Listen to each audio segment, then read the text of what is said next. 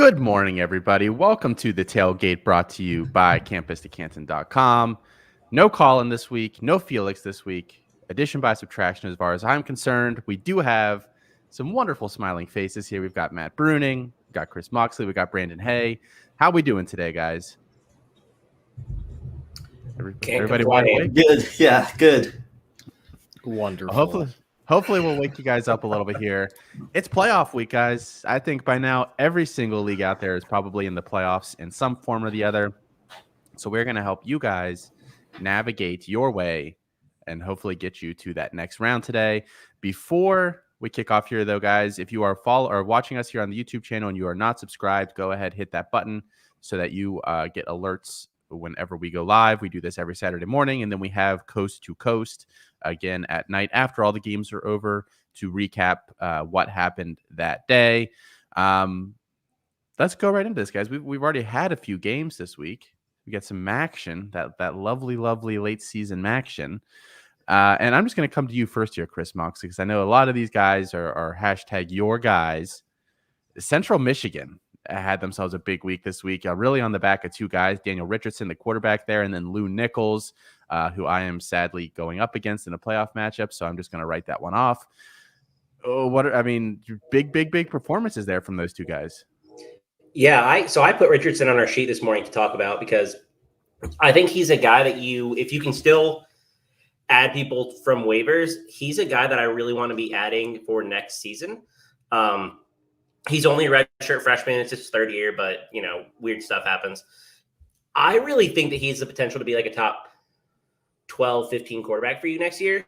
So he's a guy that, he's had multiple 30-point performances last couple weeks. And in MACtion play, like anything can happen. So I really want to get him, and I have him on a few teams, and I played him this week. And the same way I have a lot of Lou Nichols, right? Like these guys are huge MACtion producers, and even in non conference games and during like actual MACtion, Lou Nichols has been really, really solid. Lou Nichols is actually he's got to be top 5 in the country in rushing yards. Like he's been fantastic this year. So I believe he's a redshirt freshman as well. So you're going to have these guys for 3 or 4 more years, which is really exciting. So those are two guys that I love and have rostered a lot of places. I'm actually playing them this week against Brandon in one lineup. So I'm sorry, Brandon. I'm sorry, Brandon. Yes, you are pretty much the MACtion just destroyed me. I'm at a very big deficit already, so that's not great.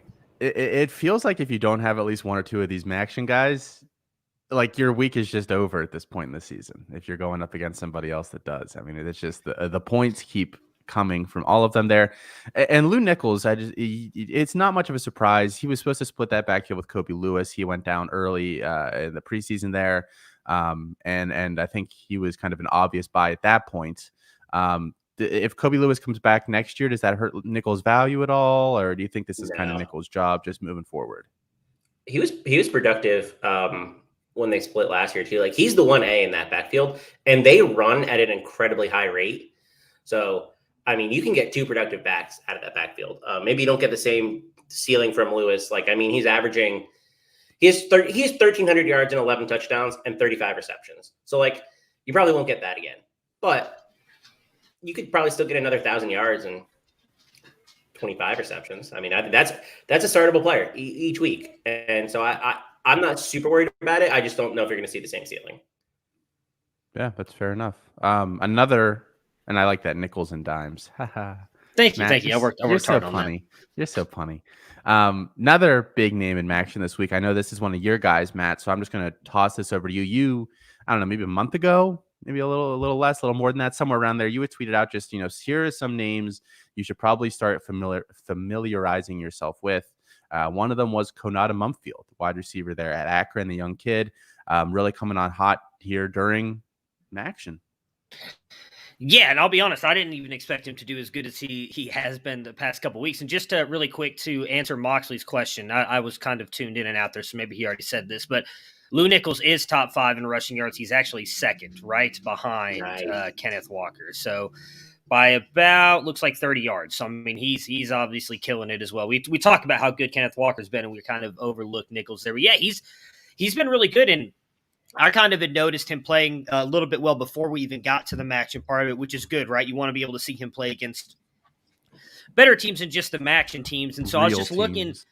Yeah, real teams, just because he's technically a redshirt freshman. So I was just kind of looking, and I just went really quick and looked up at his weighted dominator and just his regular dominator rating for the class, because he would technically then be 2023 eligible. Do you guys know where he ranks among like the top guys? I mean, Quinton, Jackson Smith, Kayshawn, Josh Downs are the only ones that I threw in there. He's better than all of them, but Josh Downs in both weighted and regular dominator rating. Now I know you have to take that with a grain of salt, but I look at it more of like from the C2C side. The fact that he's been able to somewhat produce against the better teams, I think he's a guy you might be able to even flex throughout your season. And then when you get to the match, as you guys were just talking about, helping you just like really kind of win in your playoffs as you get to that part of your C2C leagues could really just help crush this. I think he got injured in this game as well and still was able to put up 2 touchdowns and 122 yards on just 11 catches. Yeah, a really solid line there for him. I mean, and again, just these MACtion guys. I mean, down the stretch, they are going to prove to be very, very useful for you. Last game, I want to. Right, go ahead. I have a question about Mumfield real quick. Are we sure that he's a redshirt freshman? Because I've had this discussion on Twitter a little bit too.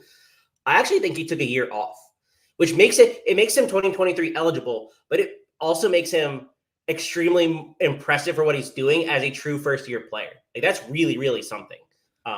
Yeah, so that part I don't know. I know he has nothing for last year. So that part, I couldn't tell you. I haven't done. If you go and look, I believe on like his page on Accurate, it doesn't talk about any of that. So I don't know. I know that he's been out of high school for 2 years. That's all that I know. Yes. So I assume he's a redshirt freshman. And again, I don't even know that he'd come out in the 2023 class, even if he could. I feel like he's probably a 4-year college player. But still, like I said earlier, I think it's impressive that he's been able to somewhat produce against good teams, and then we're now seeing what he's doing against the MACtion teams. Yeah, he's really exciting. Let me just toss out another name here, guys. A guy on a passing offense we don't necessarily think of as prolific that's played pretty well here. Isaiah Nayor. I just wanted 6 catches, 126 yards, a touchdown. Had that long touchdown almost as time expired last night. And he is in line with Mumfield in terms of weighted dominator rating. So just another guy, not sure what the volume is going to be like on a week-to-week basis, but he is dominating. They threw for 156 yards, guys, last night. He had 126 of them.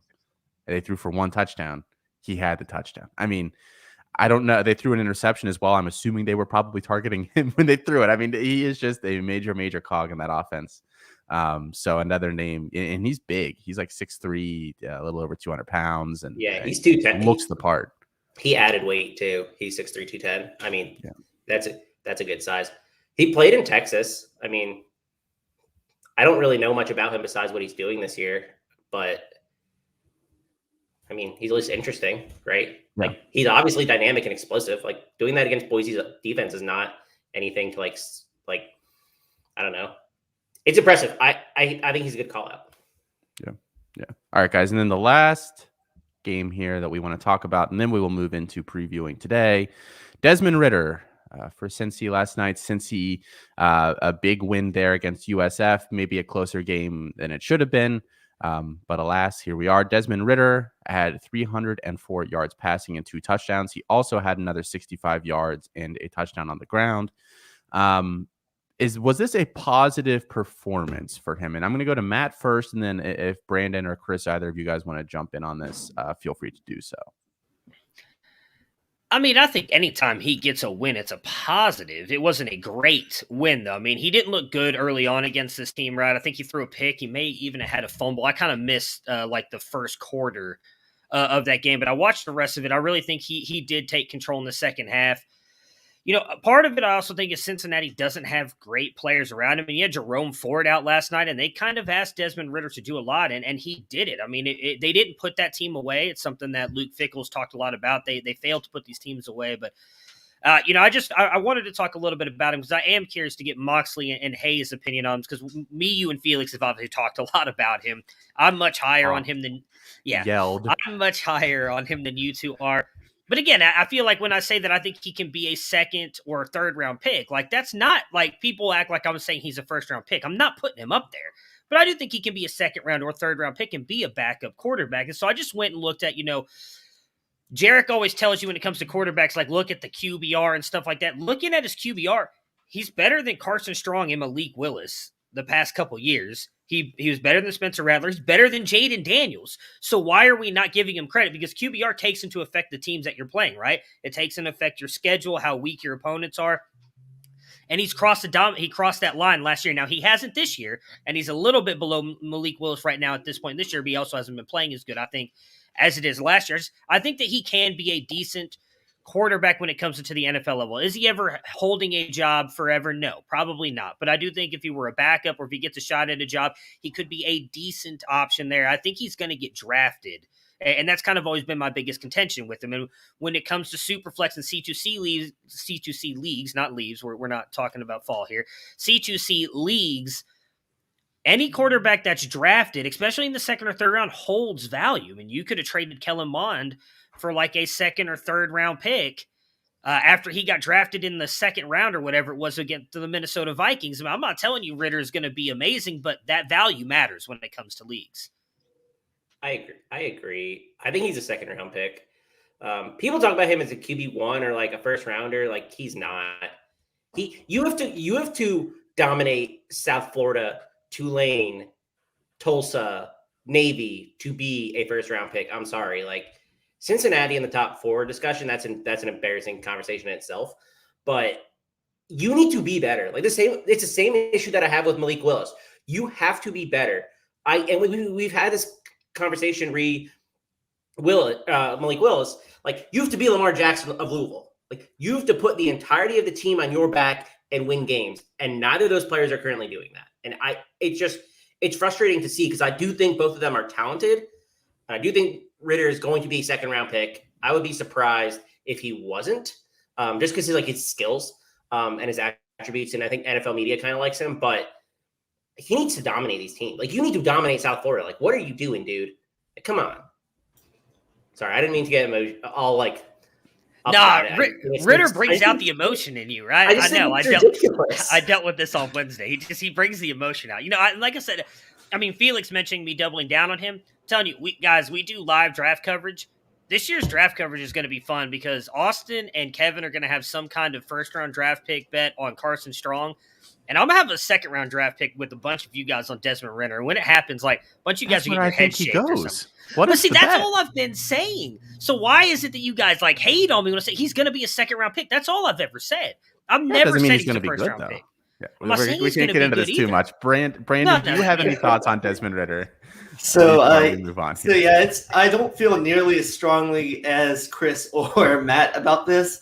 I tend to agree with both of you, Chris, about they are playing bad teams, and I do worry. He, like Matt has said, has these slow starts and everything. I do worry about that, and he's not putting up the huge numbers. I think he could go late second, early third, and he could be like a quarterback that you should roster, but could fill in, if a starting quarterback's hurt. But I just don't ever see him being, a franchise quarterback in the NFL. But yeah, I kind of echo both what they're saying, so I guess I'm in between, both of their thoughts on Ritter. Start calling you Switzerland. For me, and just to toss this, like he feels to me not, play style wise or anything like that, but he feels like Keaton Slovis, a guy that we got really excited about for an initial year. We said, well, if he can continue to kind of build upon what he's done, then we feel really good about him. And he's stagnated. I don't know that Desmond Ritter has gotten any better since he first really got on the field. I mean, incrementally, but not significantly. He is what he is at this point. We have basically seen his ceiling, in my opinion. So I don't disagree. I think the thing that changes him from Ritter is he has that rushing upside, which I do think an NFL team is going to value that in some way. Again, I'm not, Felix just said the next Kellen Mond. I don't disagree with that. But that's my point is I think he's a little bit better than Kellen Mond. And we saw Kellen Mond go, in the second round? So that's my point. If he gets the draft capital, he's going to have some value. I've never said he's going to be an NFL starter. But if you have him in your C2C league, I have him in a bunch of my leagues. If he goes like Austin, we talked on Debbie Debate Miami, right? If he goes to Miami, well, here's the one thing about Tua, assuming they don't get Watson, which probably seems likely. I don't want to get too much into the NFL waters here. if Tua stays the starter, we've seen how injury prone he is. I can flip Desmond Ridder to that for probably something decent. Now, it's not going to be a massive overhaul, but I'm going to get something back for Desmond Ridder if he's going to Miami to be Tua's backup. That's always been my point, is that he has value if he goes in the second round, because I think he is a good. He is not great. He is not upper echelon, not elite, but he is a good quarterback at the end of the day. So I forget what his ADP was, Matt, but it was somewhere in the 70s or 80s this offseason in C2C startups. If that becomes his rule, was he worth that pick based on, he hasn't been an overwhelming QB1 this year for fantasy, and then that, on the NFL side? I mean, does that get back that value for you if you've lost value on that pick?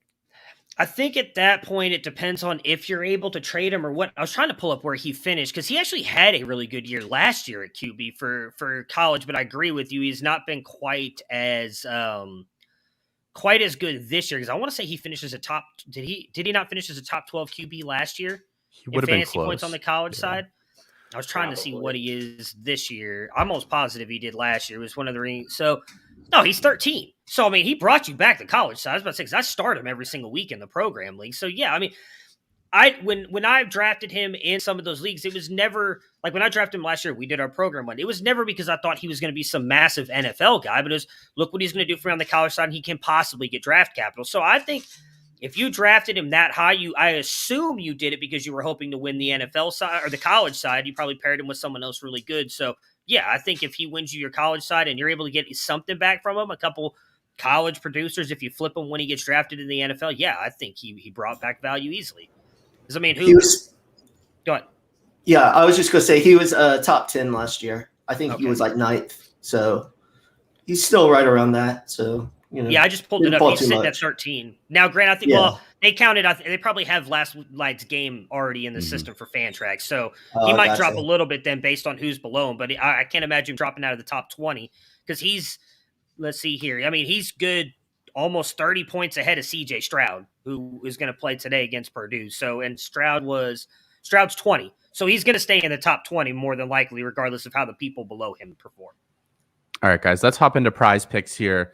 For those of you that are not familiar with Prize Picks, it's a player props website. You can parlay 2 to 5 together.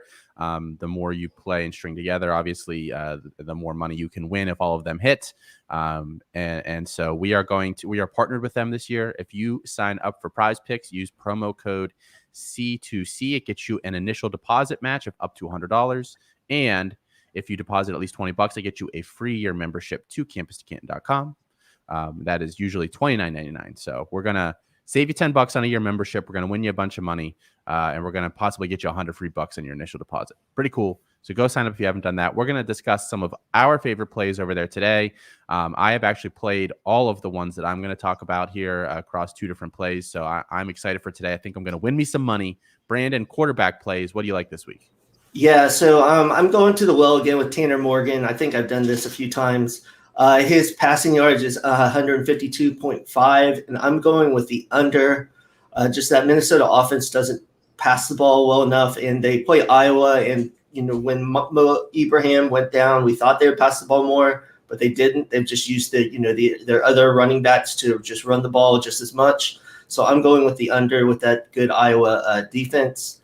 And the second one, I'm not going to talk much about because I think Chris has that too with Mikey King, but I really like that with the over. So I'll let him talk more about that with the 214.5 passing yards.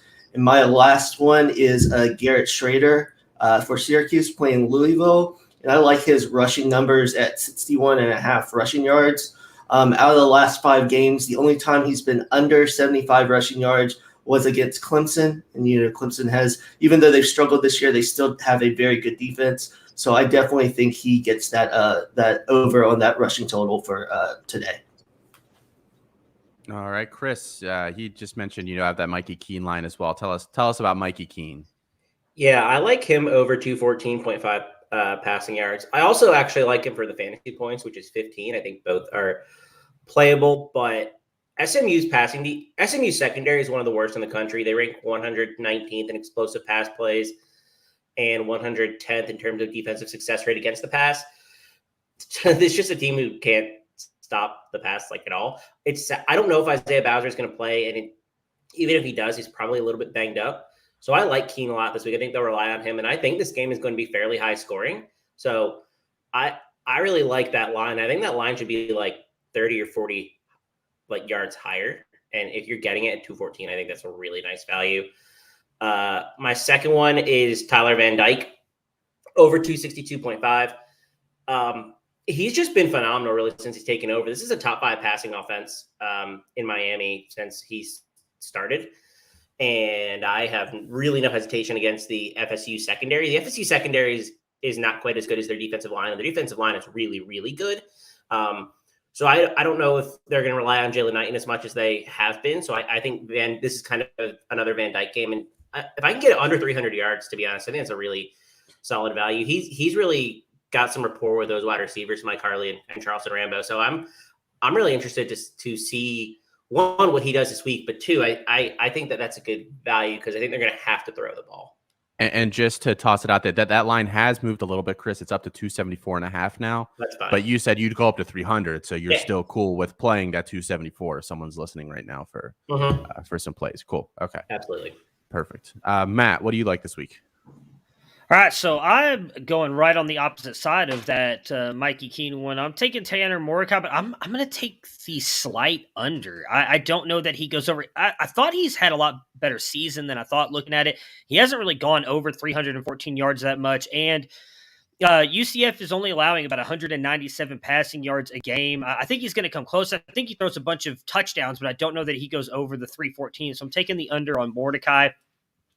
And then I'm also taking the over on Chance Nolan, 199.5 passing yards.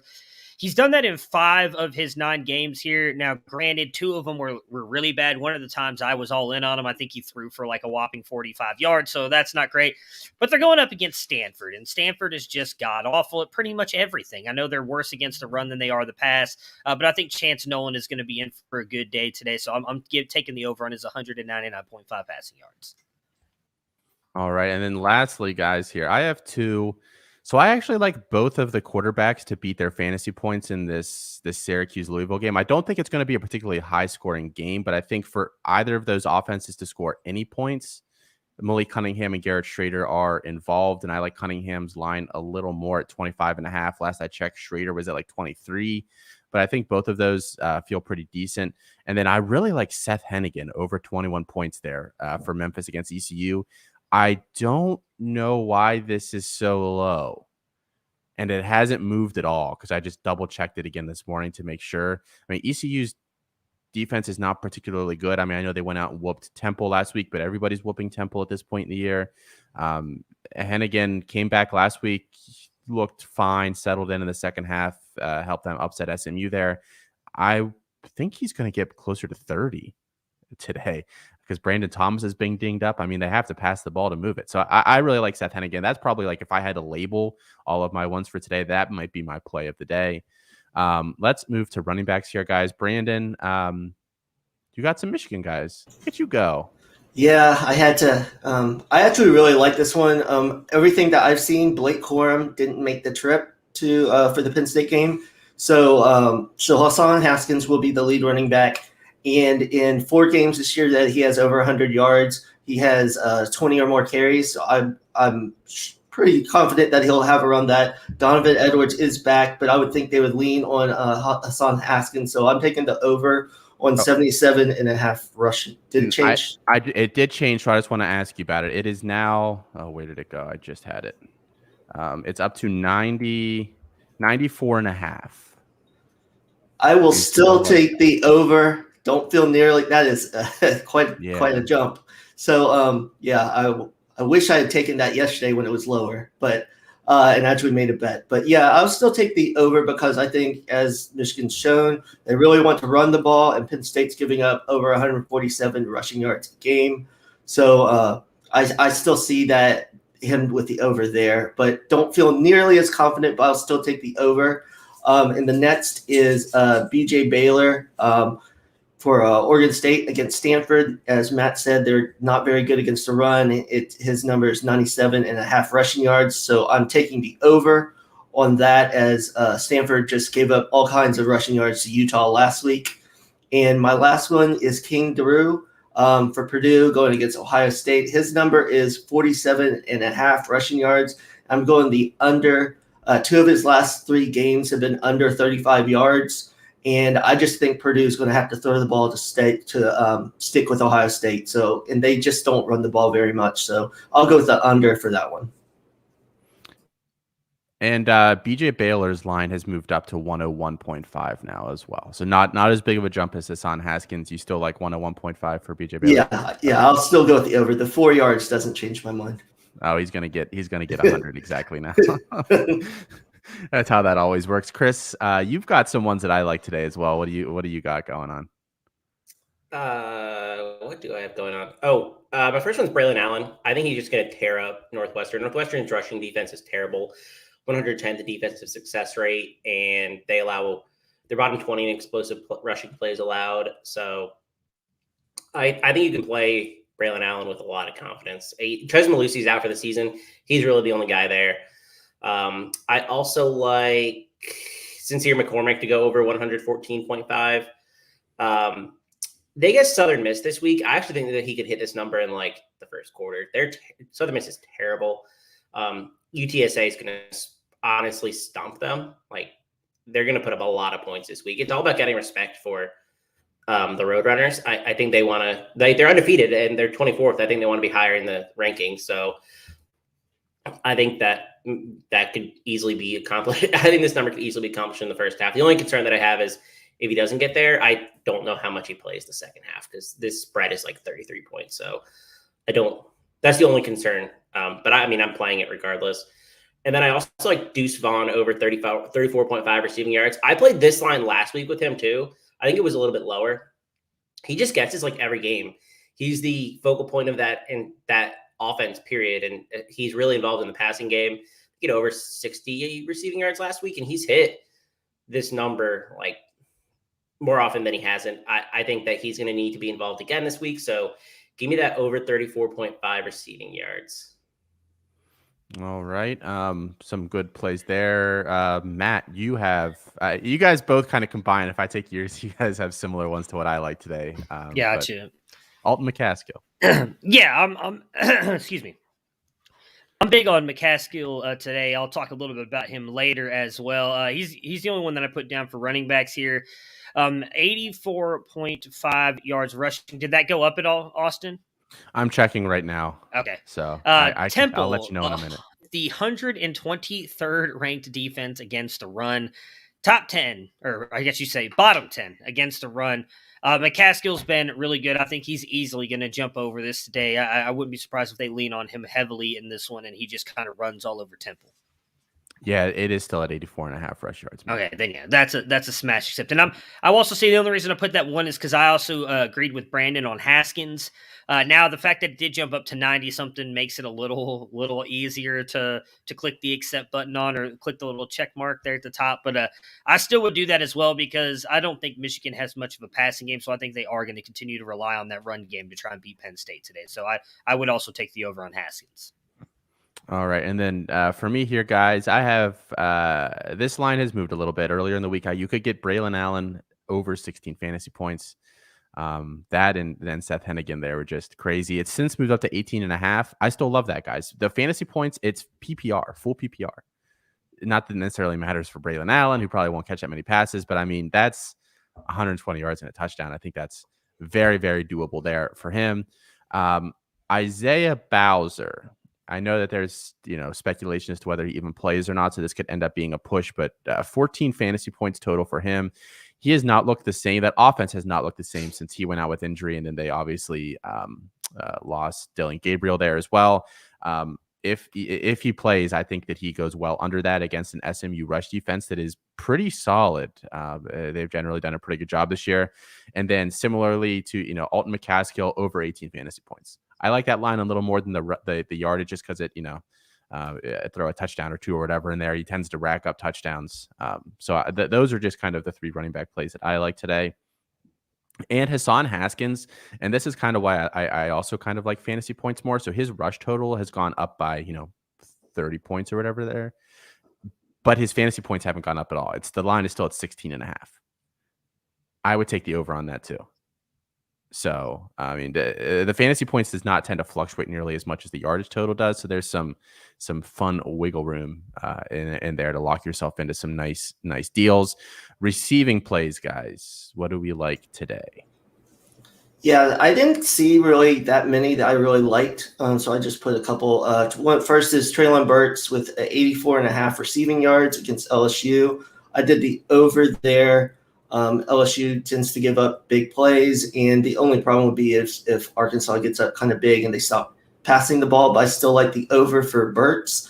And then the second one is David Bell. I did the receiving touchdowns. It's at 0.5, so I'm doing the over, so he just has to score one receiving touchdown.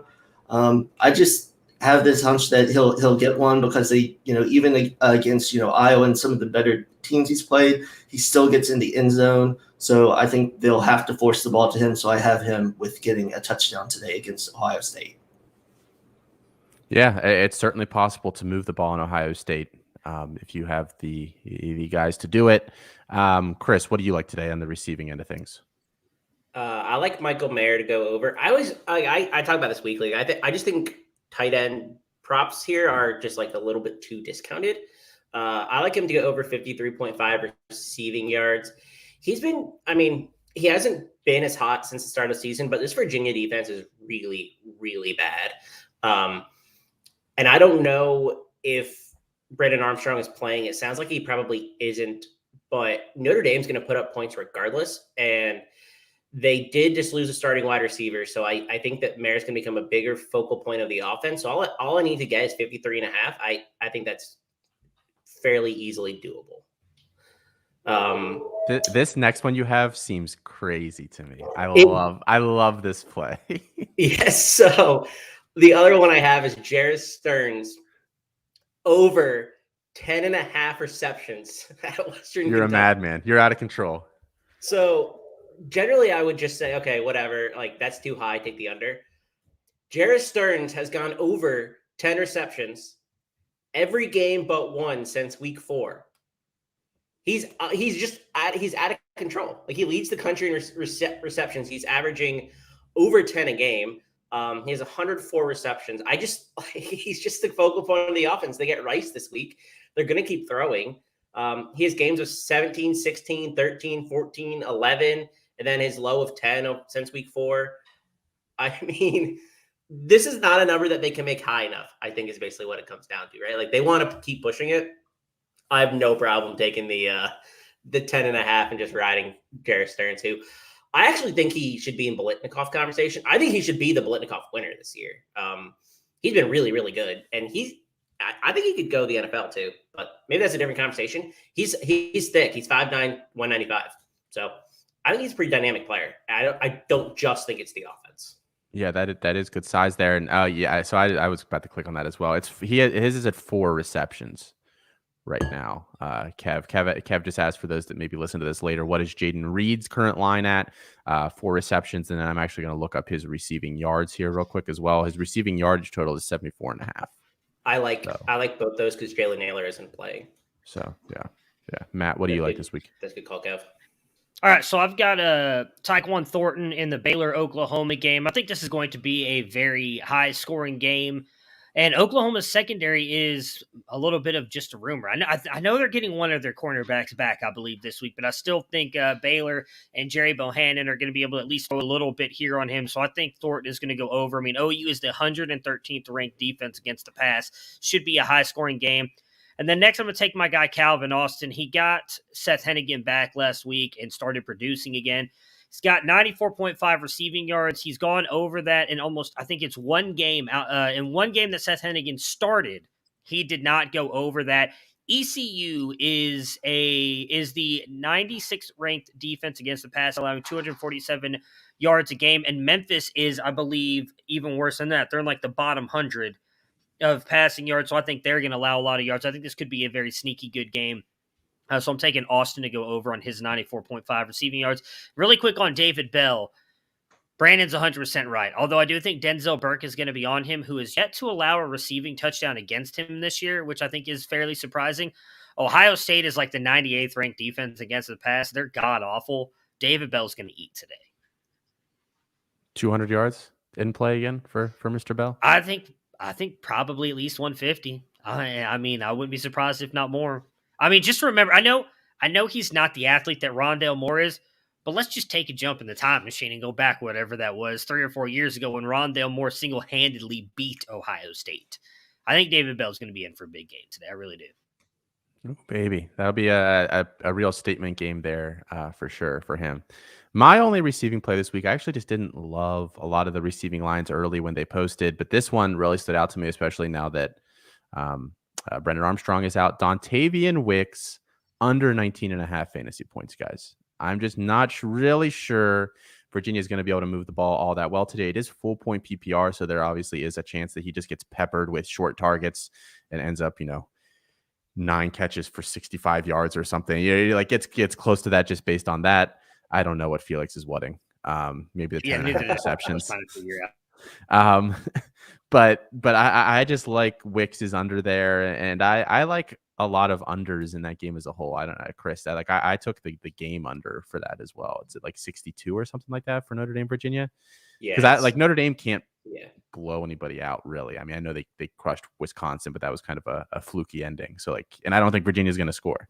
I like the Virginia under 2018 total. So wow, I'm with you there. Yeah. All right, guys. More on that in the second hour of the show, though, guys. It's just me and you today, Chris, right? Hey, it is. We're riding solo. I'm just going to sit here and look cute, and Chris, I'm just going to bounce questions off Chris for an hour. So you have that to look forward to. All right, guys. It is my favorite time of the week, my favorite time of the show here. Start sits. We all pick some names here that we like. Matthew, why don't you lead us off here today? So I'm really disappointed. I don't know how I missed, but I definitely missed the Brennan Armstrong not starting today. It's not official. Not confirmed, but it's like, somebody posted yesterday. Yeah. Wink, wink. He might be a game time decision. Wink, wink, kind of thing. It sounds like he's not playing. I'm starting one of those guys, but you know what? Like I said last week when I said sit JSN before the Garrett Wilson news, I'm not pivoting off my plays. All right, so for me, I've got my number one guy here, Malik Willis. You talked a little bit about him earlier. Malik Cunningham. Oh yeah, him too. That's what I really meant. Malik Willis is also a very good quarterback, guys. Just so you know, Malik Cunningham though. Awesome. Yeah, definitely don't start him this week. I'm pretty sure he's going to get you a 0, but just in case, start Malik Cunningham because he is also a really good quarterback. Austin took the over on his points, and I do see him having a really good game this week. As he mentioned, like Syracuse, very good defense, our top 25 defense against the pass, but I expect Malik Cunningham to get you some rushing yards and possibly a couple of rushing touchdowns to boost that points up. I think he's a top 15 play quarterback this week. So I'm all in on Malik Cunningham. Alton McCaskill, I said I was going to talk about him earlier. I mean, dude's been amazing for a guy that nobody was talking about outside of Debbie Dietz right there earlier this offseason. He's been really, really good for Houston. And I mentioned Temple is like the 90 or 100 and something ranked defense. I forgot what it was now. I was trying to find 123rd ranked team against the defense. And he also catches the ball and he scores a ton of touchdowns.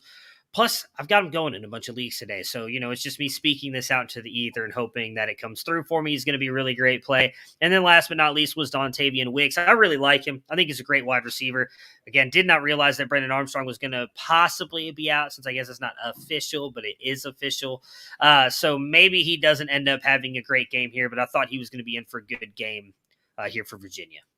And just another note that the thing that I like talking about when we talk about Temple rush defense is that not only do they give up like a lot of yardage, they give up a ton of explosive plays as well, which I guess kind of goes hand in hand with having a terrible rush defense, but they really basically lead the country in 10-yard runs allowed, 20-yard runs allowed. Like you just keep going up the totals and they are tops in allowing those. So that should open up some room there for McCaskill. Chris, what do you like today? Who are you starting? I have talked about him a bunch because I think that he's a really nice value play. It's Mikey Keene. The SMU defense is just terrible, especially in their secondary. The secondary is the worst unit on the field today. And the big thing is he gets Jalen Robinson back probably this week. And I think that's going to add a lot to the offense because he's been playing in 6 straight weeks. It's just been Ryan O'Keefe.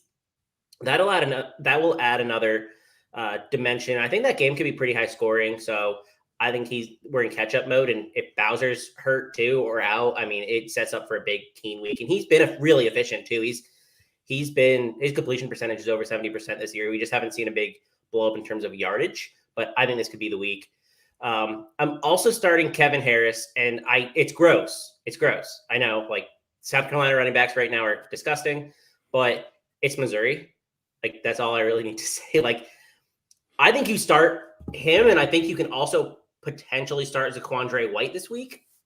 But I'm definitely starting Kevin Harris because I think he gets over, like, I think he just gets like 100 and a touchdown, like 120 and a touchdown or more. Like, I just think you can plug him in if you are having, if you're desperate this week. And then I also like Tyrese Chambers of FIU. He started the year really, really hot, and he's kind of cooled down a little bit. But they get Middle Tennessee this week, and Middle Tennessee's rushing or passing defense isn't anything special. Chambers is still the wide receiver 1 for FIU, and I think this, to be honest, I think this team has quit in general. But I do think they're going to be needing to throw because they're big dogs this week. Middle Tennessee State's passing defense ranks like bottom half of the country. I think that him and Bortenschlager can connect for like 701, which is absolutely a starting wide receiver for you this week, especially in a pinch. So he's a guy that if you have at the end of your roster, because he was really hot at the beginning of the year, I think you can plug him in if you're kind of like trying to find somebody to get value. All right, Brandon, what do you like this week? Who are your must starts? Yeah, first is Tyquan Thornton from Baylor. I know Matt's talked about him in the price picks. Definitely think the over in that 77 receiving yards. I think it's going to be high scoring, and Oklahoma's pass defense is not very good. And when Baylor does pass the ball, they like to target him. So I see him having a very nice game. I talked about Hassan Haskins above. Start him. Like Austin was saying, in the fantasy points at 16, I definitely think he goes over. Even when Corum is healthy, they like to get Haskins the ball at the goal line, so I see that. The red zone offense is very boring. They just run it up the middle, so I could see, when they get it down there, him getting a couple touchdowns. And then my last one is Charleston Rambo for Miami against FSU. I think they're going to be able to pass the ball pretty well against Florida State. In the last 3 games, he has 23 catches for over 400 yards and 3 touchdowns. He's had some monster games. So I think he continues that again today. All righty, guys. And then just 2 that I have here, Jalen Warren versus TCU. I know the past couple games have been a little down for Warren of what we expected. But TCU's rush defense is just atrocious, which is so weird to say about TCU. Usually they are very strong defensively, but in virtually all defensive categories, they are very, very poor this year.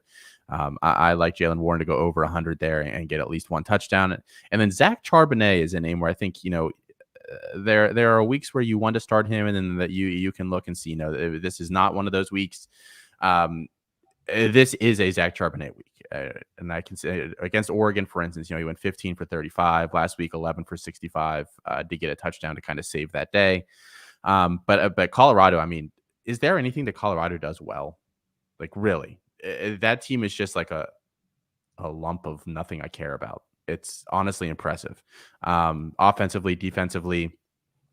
So I like Charbonnet to go out there and have a big week this week, especially with DTR still a little banged up. He is apparently playing, at least from what I hear, but they'll probably lean on the run game a little bit. So start Zach Charbonnet. Sits, guys. Who are we sitting? Matthew. So I'm going to stick with the trend of picking an Ohio State wide receiver and probably being wrong about it. I'm sitting Garrett Wilson today. I know he's probably been the best of the 3 when he's been on the field. But Purdue's actually got a pretty good secondary. I think that this is going to be a much closer game. I was going to save some of this for when we do game picks, we'll be picking this game. But Purdue has like a weird history with Ohio State, including since like 2004. Ohio State is 5-4 against Purdue. And one of those games went into overtime where they got like a very lucky win. So there's a realistic shot they could have been 4-5.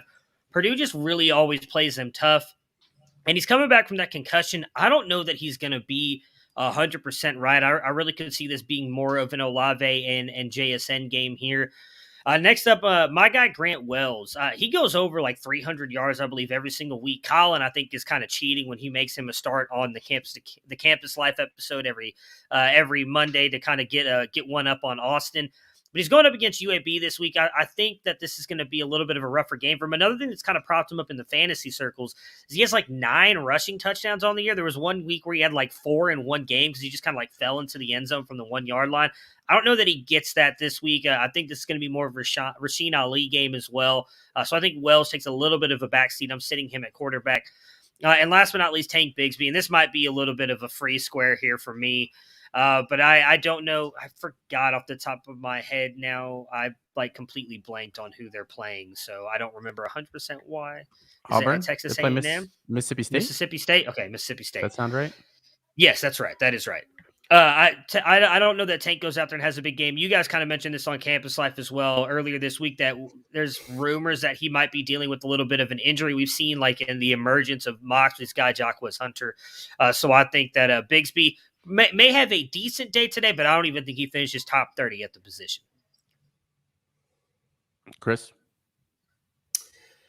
I am apparently on the other side of this Baylor matchup. I'm sitting Jerry Bohannon this week. I think Oklahoma is getting healthier. And I was actually talking about this with Nate this week on Twitter.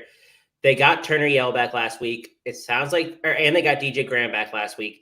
It sounds like they're going to get Jeremiah Cradell back this week. They're not going to get Woody Washington, but that's what their secondary was missing. They was missing 4 or 5 corners at the top, and they got 2 back last week, and they're going to get a 3rd back this week.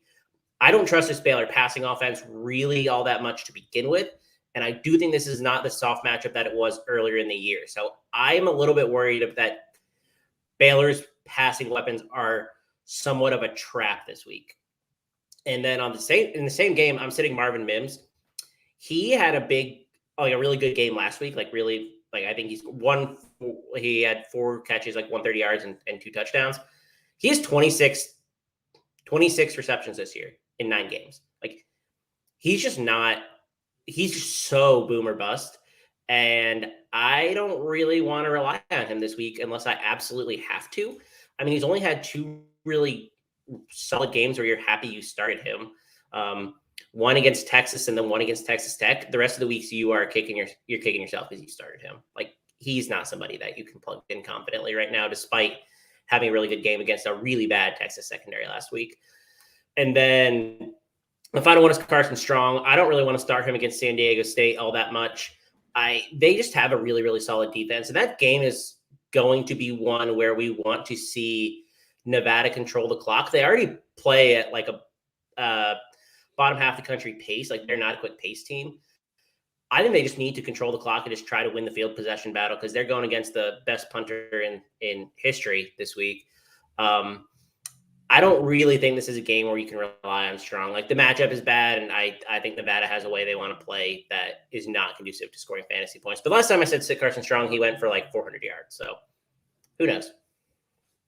Have you heard Cole Turner still questionable for tonight as well? I think that is very limiting if he does not play. He's in concussion protocol, right? Like he just has to pass protocol. So I mean, easier said than done, but true. You don't really mess around with the brain all that much, but I'm sitting him even if Cole Turner does play. This is just a really bad matchup for them, and Nevada is not a team that plays with pace. And like, I think they're going to play really, really slow today because that's all they have to do. They just need to barely beat this offense. San Diego State's offense is just as bad as this defense is good. So they don't have to put up a lot of points. I just don't understand. I just don't see the path for Strong to have a big week. Sure. Brandon, who are you sitting this week? First is Quentin Johnston. He's playing against y'all. He's playing against Oklahoma State. They have a top 16 passing defense. And I see without Zach Evans playing, they're going to focus on him. I could probably be wrong on this one. I feel like I can never judge when Quentin Johnston will have a good game or not. So, and then next is Jaden Daniel. Arizona State plays Washington. I think we talked before. Washington actually has the top pass defense, so I see them running the ball quite a bit in that one. And lastly, I know Chris is the one that first brought me to Brad Roberts of Air Force, early in the season. And he was doing very well to start the season. The last 2 games has been under 100 yards and no touchdowns.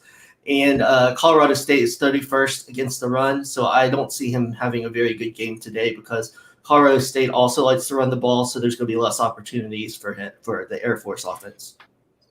The one thing I'll say on what's his name? Dang it, I just forgot. Quentin Johnston is he's forever a start now with Chandler Morris at quarterback. That's all I'll say.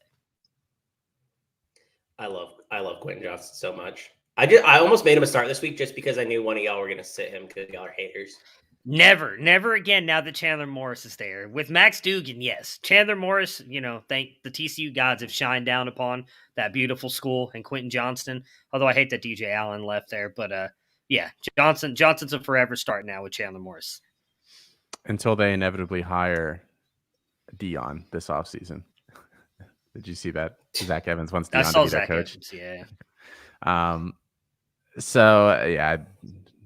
Don't give into that. I would rather lose Zach Evans than hire Deion Sanders. My 2 sits here this week, guys. Hendon Hooker against Georgia. You can't play him. I mean, at that point, you're hoping for garbage time production. And I mean, we say that about guys against them every week. And guess what?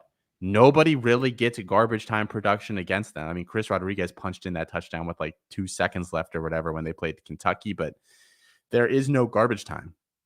Georgia's defense is like 24 dudes deep. They rotate these guys out. It doesn't matter. There is no garbage time. So Hendon Hooker, I'm fading him this week.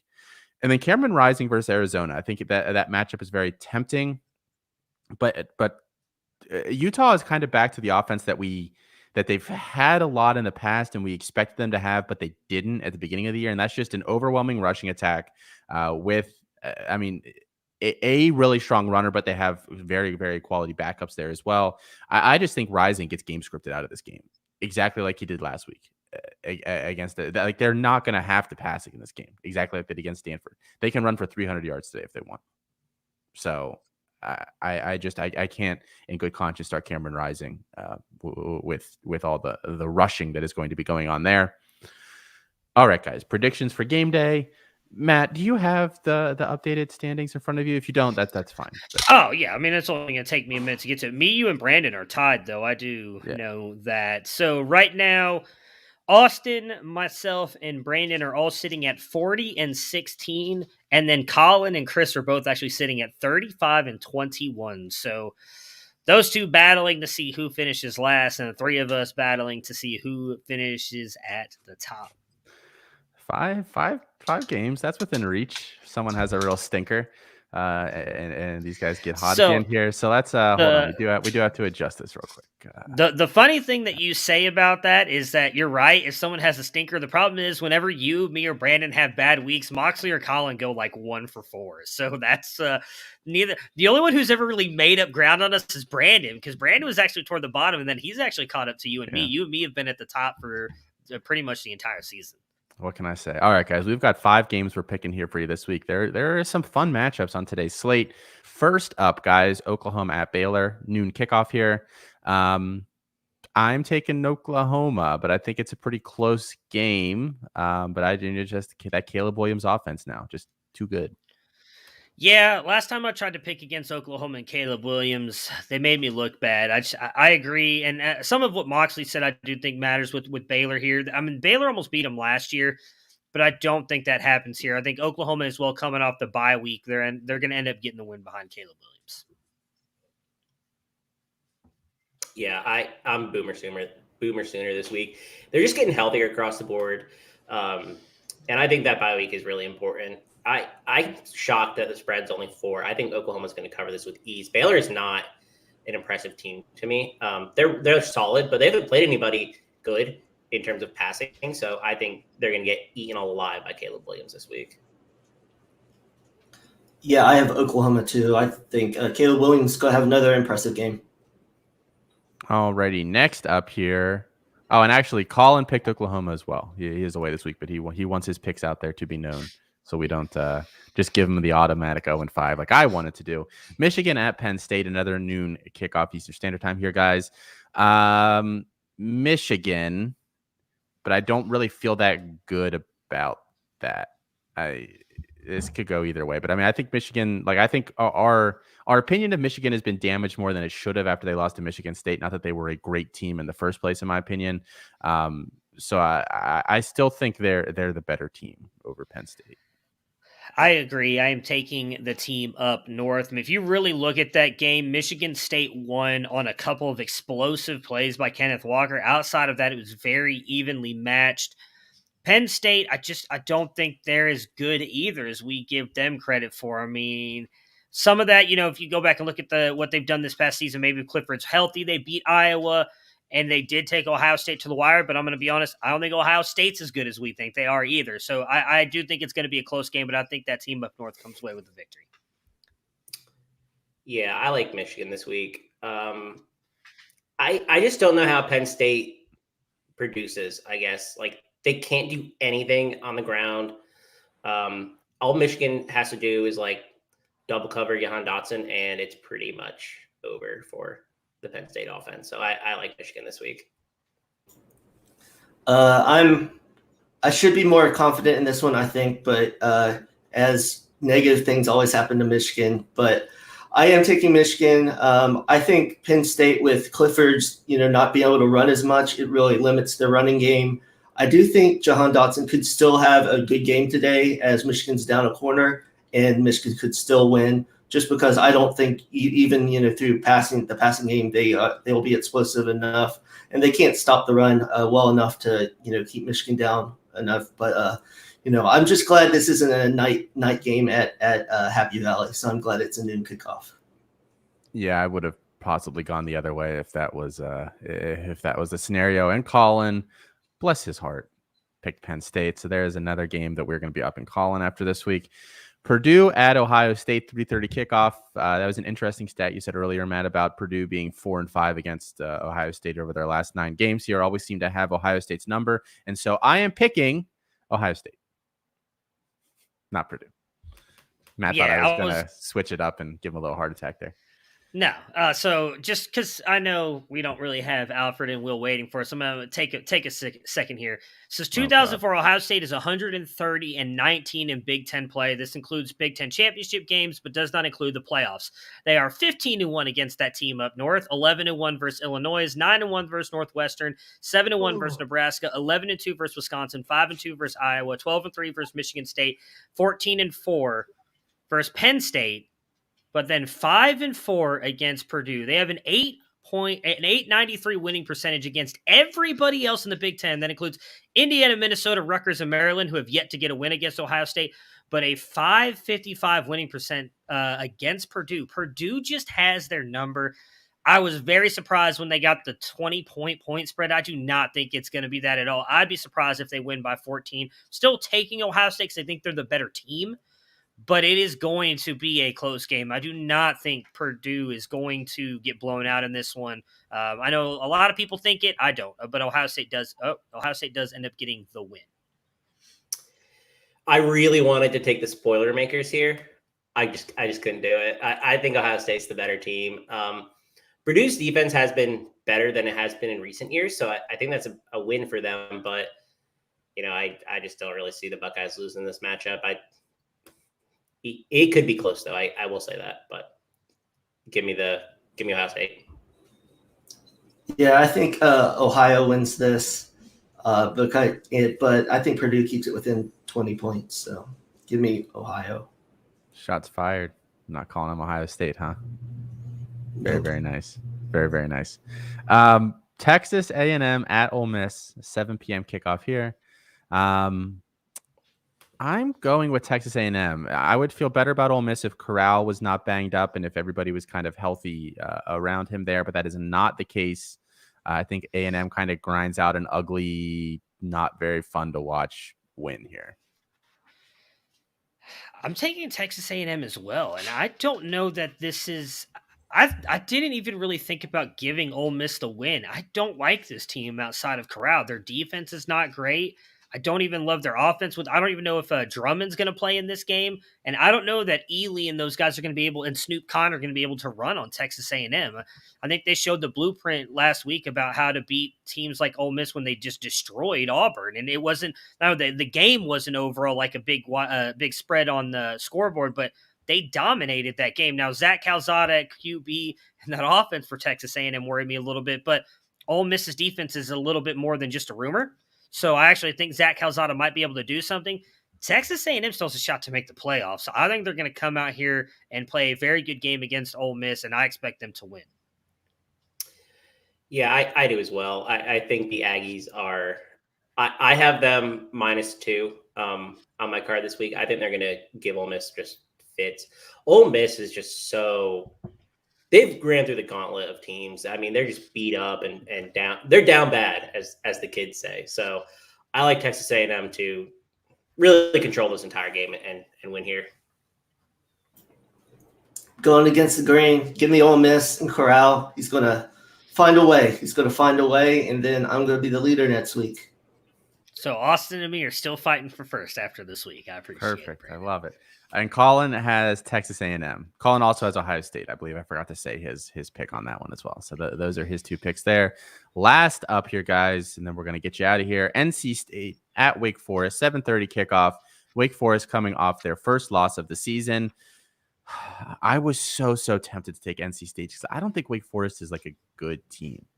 Like UNC was the best team they've played this season, and they lost, and like their defense can't stop anybody. But I'm going to take Wake Forest. But I do think this is a very close game. I'm just not sure that, they can't stop anybody, but you still have to at least put up the points. Like you have to match them drive for drive. And I'm just not sure NC State can do that every single time. I mean, Army almost did it. But I mean, it's a tough ask. I really think this is going to come down to who do you trust more, Leary. Sorry, my son just threw a ball. Leary or Hartman, and I'm going to take Hartman. I was really, really surprised by the way I picked UNC to win that game last week, and there was a very good portion of that game I thought it was not going to be even close. Hartman has been playing amazing. I mean, he's been talking his way now into draft circles all of a sudden, but I don't think we should discount how good Leary's been for NC State. That being said, I'm going to take Wake Forest. I would probably have leaned NC State if Wake had won this week, because this would have been a classic letdown spot. I think Wake has to get right. I don't remember who said it, but Wake is just a team of like veterans almost. Like they're 5th, 6th year guys who know how to grind out and win. If NC State would just stop running the damn ball so much, I think they'd have a better chance. I think Wake Forest takes this game. Yeah, I'll also go with Wake Forest. I think last week Sam Hartman had a couple picks that really let North Carolina kind of stick around, and I think he'll try to stop that this week. I need him to have a huge game in a couple of my playoff matchups since I'm missing Cole Turner. So give me Wake Forest. All righty, and Colin has NC State in this game. So, wow, we're going to gain a lot of ground on Colin this week. Yeah, well, he's in desperation mode now, folks. Before we get out of here, yeah. Austin, did you see the play by Drew Aller this past weekend? Yeah. My God, that kid is so good. Penn State's going to beat Ohio State next year. He's Josh Allen. Like that's 24/7's comp, and that's one of the few times where I've ever looked at their comp and been like, "Yep, that is like right on the money." Like this kid, except for he like doesn't have to build up the accuracy like at the same level. Like he's there. He's a good player. Quarterback 1 in the class for me. We'll be having more freshman content here in the next few months, guys. So there's a little tease for you. All right, guys. First hour here is over. Brandon, Matt, thank you guys so much here for joining us. Good luck to all your fantasy teams here today, guys. Hopefully, we're celebrating tonight on Coast to Coast with you guys with some winners. So again, good luck, everybody. Matt, Brandon, hopefully, lots of good luck to Ohio State and Michigan as well today. Go Buckeyes. And instead of signing off with my Go Buckeyes, how about Dos a Cero? Let's go, baby. Let's go. All righty, and then there were 2. This is the money-making portion of the show. Chris, this is what we call your show. I am just here to to bounce questions off of you, and so it's not just one person talking into the mic for an hour. We're talking DFS, guys. We're talking some betting, all sorts of good stuff here. Chris, you've already done a lot of work here for Campus Canton this week. You've done your guts and data. You've been, you've got your articles out. You've been in the Discord. So why don't you kick it off? You guys usually do the DFS stuff first, correct? Or am I? Yeah, no. We'll talk changes. So okay, go for it. Earlier this week, I was really on Maryland and Tualia, and I think he's still a play because he's sub 6K, and anytime you're getting a quarterback with a good matchup like this under 6K, it's a big deal. But I'm a little bit scared off because I think he's going to be highly rostered. And so if you are in a GPP and you want to get different and win a tournament, you probably need to look somewhere else. And there's a lot of quarterbacks who are actually like fairly cheap this week. I think you could go to Mike Keene, who's 6,400. I think you can even play, and I don't think this is crazy. I actually think it's really interesting. Alfred's not here, but he and I were texting this morning, and it sounds like Michael Penix is going to play. And if Michael Penix plays, I mean, he's 4,900 or 4,700. Like, that's a huge value. And I don't think Rutgers defense is anything to write home about. They're allowing a 32.7 explosive pass rate. So if Penix plays, I think that there's a really good chance that he outperforms that 4,700 by a lot. I think and then the other guy that I think is at least interesting that you can play that's cheap, and I don't want to do this like at all, really, but it sounds like Tyler Shuck is going to be the starter this week, and he's 5,500. I don't think Iowa State is a defense I want to challenge that much, but we have seen them let up some big games like to Jared Doege too. And with Jared Doege is not as good as Tyler Shuck, and that's saying something. So if Shuck plays, I really like him. And I haven't seen it official, but it sounds like it could be him, which makes me a lot more interested. So that's where I'm kind of pivoting off of Tualia if I can. I think you can play Aiden O'Connell again this week, 5,400. So Chris, yes. I do just want to toss out real quick. I literally just saw a tweet like from a minute ago. Donovan McCulley is taking the first team snaps here in warm-ups. Jack Tuttle is dressed. Michael Penix is not. Ugh.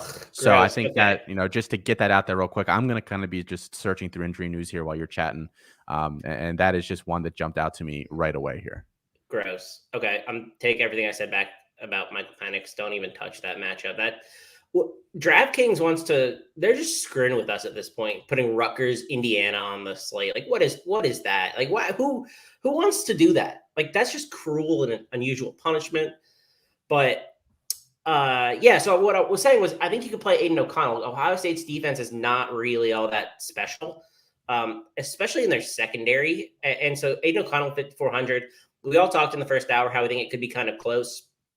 The total here is 62. I might actually play Purdue's team total over now that I'm looking at it right now, considering, I'm looking at it as 20.5.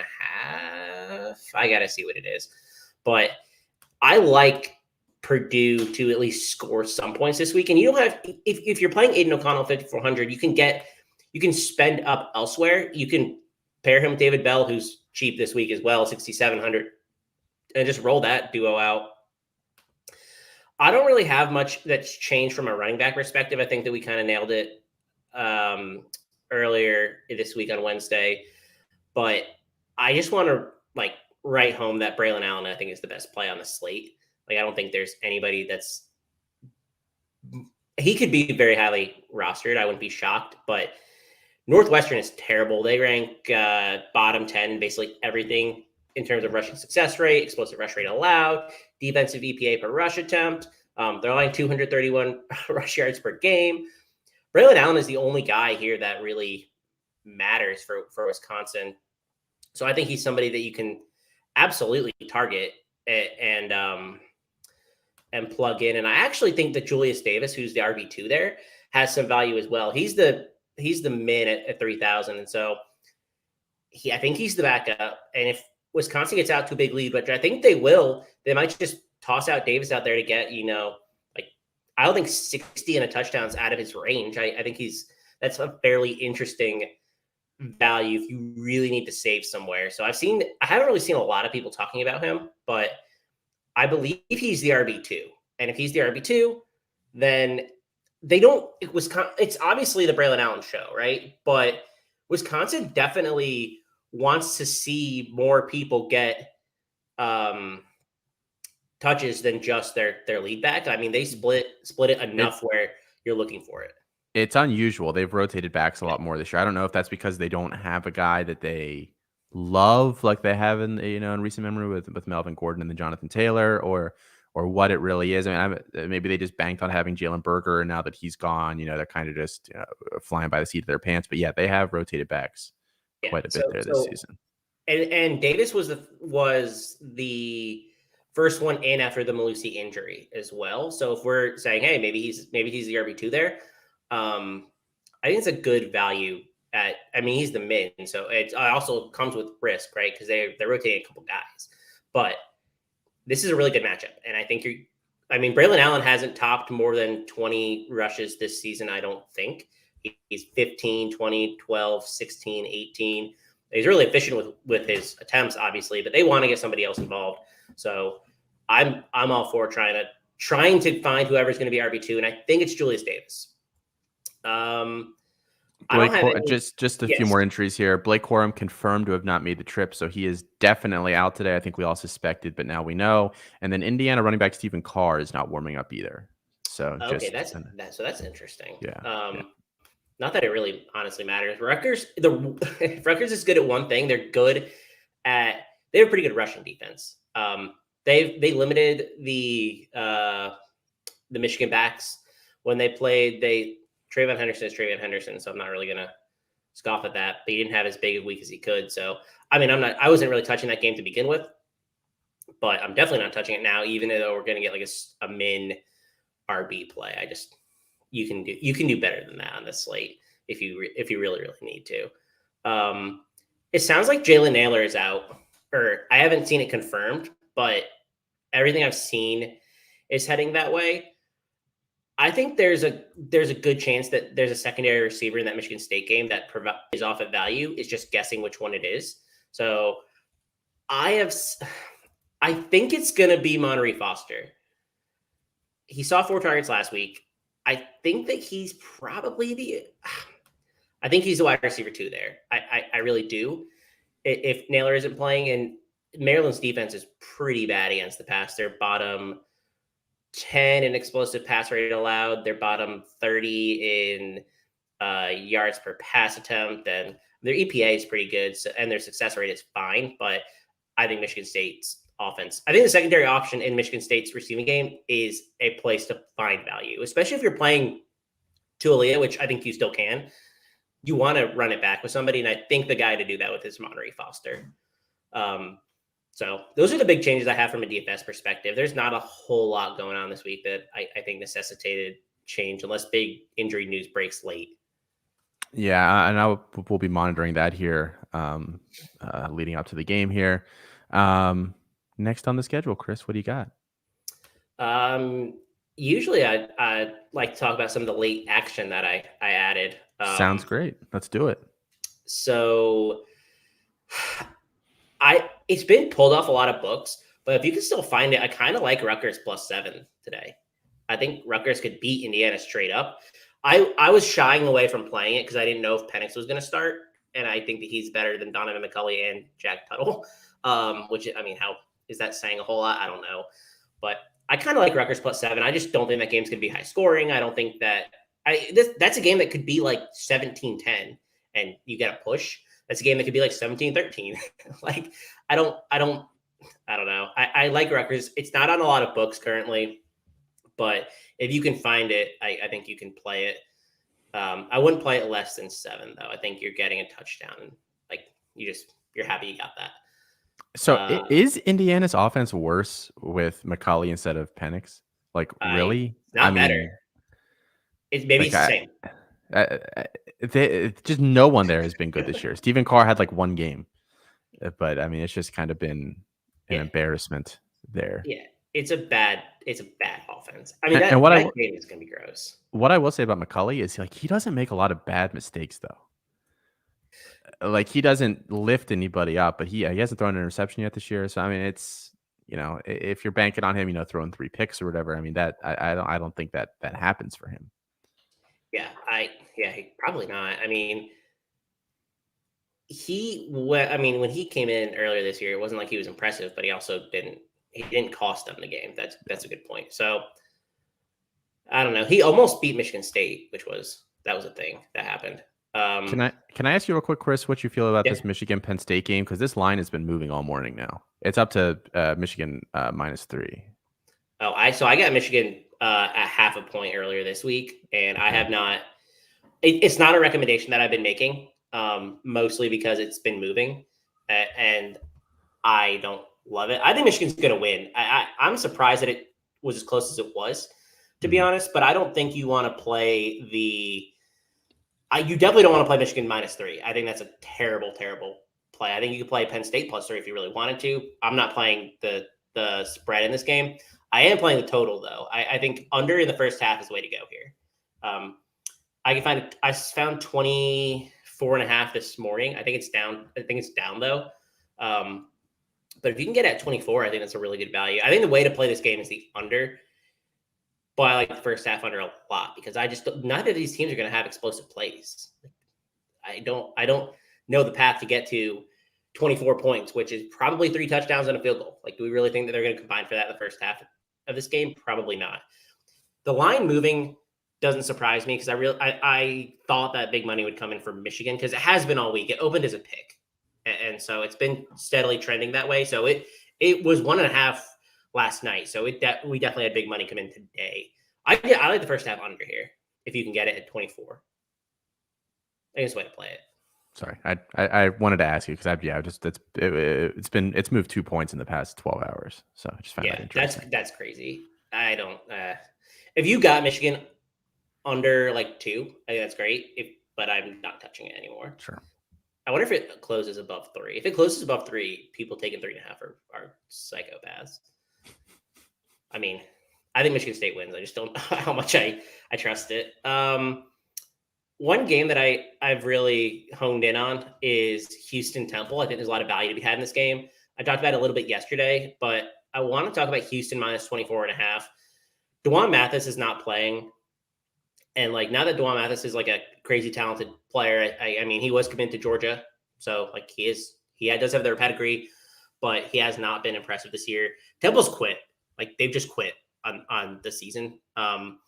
That number's too low, 24.5. And it's probably gone up since I've last looked. It's probably 25.5, just because of the Mathis news. But I project this 29.5. So I will play it up to probably 26 if it's still available. I just think that spread is crazy. It should be in the 30s. Houston's a good team, and Temple's one of the worst teams in the country. I don't know what it's at now. It's probably gone up a little bit, but I'm still looking at 24.5 here. Excellent. So yeah, I like that play a lot. I honestly don't get why it's not higher. I'm gonna be honest, especially with Mathis not playing. I also grabbed the Temple team total under 14.5. I don't think that's out there anymore, though. I think I saw 14 this morning, which I think you're looking at a push in that case. But I don't think they're going to score more than 2 touchdowns. I mean, Temple has been so bad recently. It's almost impossible to state how poor this team is currently playing. They have not scored more than 10 points since they put up 14 against South Florida, who is terrible. In the last 4 games, they have scored 3, 14, 7, and 3. That was against really good teams, though, right, Chris? Yeah, UCF and East Carolina. They did play Cincinnati when they were held to 3. So, okay, great. They have gone under this 14.5 1, 2, 3, 4, 5, 6 times this year in 9 games. So I don't know if 14 is still out there. And Houston has a good defense. Houston's defense is not bad. Their defense is their front 7 is one of the better, especially at a G5 level, but really one of the better in the country. That's a good unit. It really is. So I don't know how Temple's going to score today. I don't know I would take it at 14 probably and just hope for a push at that point if Temple does score a touchdown and you're just going to be sweating it. But if 14.5 is out there, I really like that. That's something that I added yesterday that there's some value on. One that's moved kind of like Michigan is Oklahoma. And Oklahoma's gone down to -4 the last I looked. They could be, I mean, it could have moved some more. But I really like that. I took them at -5.5. Like they're just better than Baylor. And I don't think Baylor's as good as people think they are. They got beat up by Chandler Morris, but they haven't played any good teams in terms of the passing game. Like it's not like their secondary was like highly regarded heading into that game. But who have they played where they had to actually step up? They played Texas State, Texas Southern, Kansas, Iowa State, Oklahoma State, West Virginia, BYU, Texas, and then they got curb stomped by TCU's passing game. It's like, who have they played? Nobody like Caleb Williams. So I'm surprised that this line has moved because I thought it would have moved in the other direction, to be totally honest. But in Oklahoma, I talked about it in the first hour, Oklahoma's getting healthier. Like, and their big issue has been their secondary. They have 4 of the 5 guys. They're still waiting for Woody to get back. But I mean, they have 4 of the 5 guys that were out. So I like that it went down to 4 this morning. I mean, I might play it again. I probably won't because I don't need to double down. I need to be a little bit I need to hold back a little bit, but I'm gonna be honest, that number is crazy to me. Do you have a play in that game? I do not actually. I didn't like the line at the beginning of the week, and then I haven't revisited since. But that's fairly intriguing. I might toss something small on it. Yeah. I was a little bit surprised that it went the opposite direction of what I was thinking. I mean, is there news that I'm missing from this game that has caused Baylor to get 1.5 points in the last 12 hours? Like I haven't seen anything because it was 5.5 yesterday, and it had, I don't know, that's just kind of bizarre. Another one that I added late was the Wisconsin team total. So I like them going over 32.5. Northwestern is really, really bad on defense. And I really want to take the over in this game. I think the over in the game is the way to play it because I think Wisconsin can get there on their own. But I don't really trust Northwestern's Northwestern's offense to do anything against this Wisconsin team. So I think the way to play this is Wisconsin over 32.5. I think they can get there in the ground game. I think Graham Mertz could actually throw a touchdown today, that'd be fun. That would be crazy. His prize picks lines always just crack me up. They're so low, and you're still like, do I play that? Like, it's amazing. It really is. Good morning, John Lobb. But I mean, I 32.5 that feels low because Wisconsin's actually playing like a better brand of football. Like they just look better the last couple of weeks, and they blow out teams in big matchups like this. Like a lot of the time, to be honest, I think that's kind of who Wisconsin has been. I mean, last week they played Rutgers. They scored 52 points. Like, do we really think that Northwestern is better than Rutgers? Probably not. And just the big kicker there is it just feels like a team where their strength is going directly up against another team's weakness. Yes, I mean, exactly. Those are, I mean, what did you say you have the line at? I can get Wisconsin team total 32.5. Oh, team total. Okay. I was going to say, I'm seeing the line at 25.5. So that, but that makes sense. I think you could play Wisconsin spread. I think you play Wisconsin's team total. I think you can play the game total over. I think you play this game a lot of different ways. I think those are all valid, but Wisconsin overs. That's like you selling me MACtion unders this week, man. When was that? Hey, I actually had an okay week betting MACtion unders. I missed one and I hit the other two. When was the last time anybody took Wisconsin team total over? Crazy people have done it, I'm sure, but no, I mean that it feels weird to say that. But 41.5, that feels pretty low. That might be one where I live bet it, depending on how the first quarter goes. Yeah. So since the Illinois game, Wisconsin has scored 24 against Illinois. Whatever, they have an okay defense. 20 against Army, who actually is like a fairly solid defense. 30 against Purdue, who's been improved this year. 27 against Iowa. 52 against Rutgers. Like, they've played better football since they started the year going under 20 points in 3 or 4 games. Like, I think they could put up the points to get together this week. So I think Wisconsin overs are gross, but you can do it. And you just gotta work with it. I mean, they're gonna get a defensive touchdown. So that's gonna help. That's a good point, too. That's like honestly how I feel.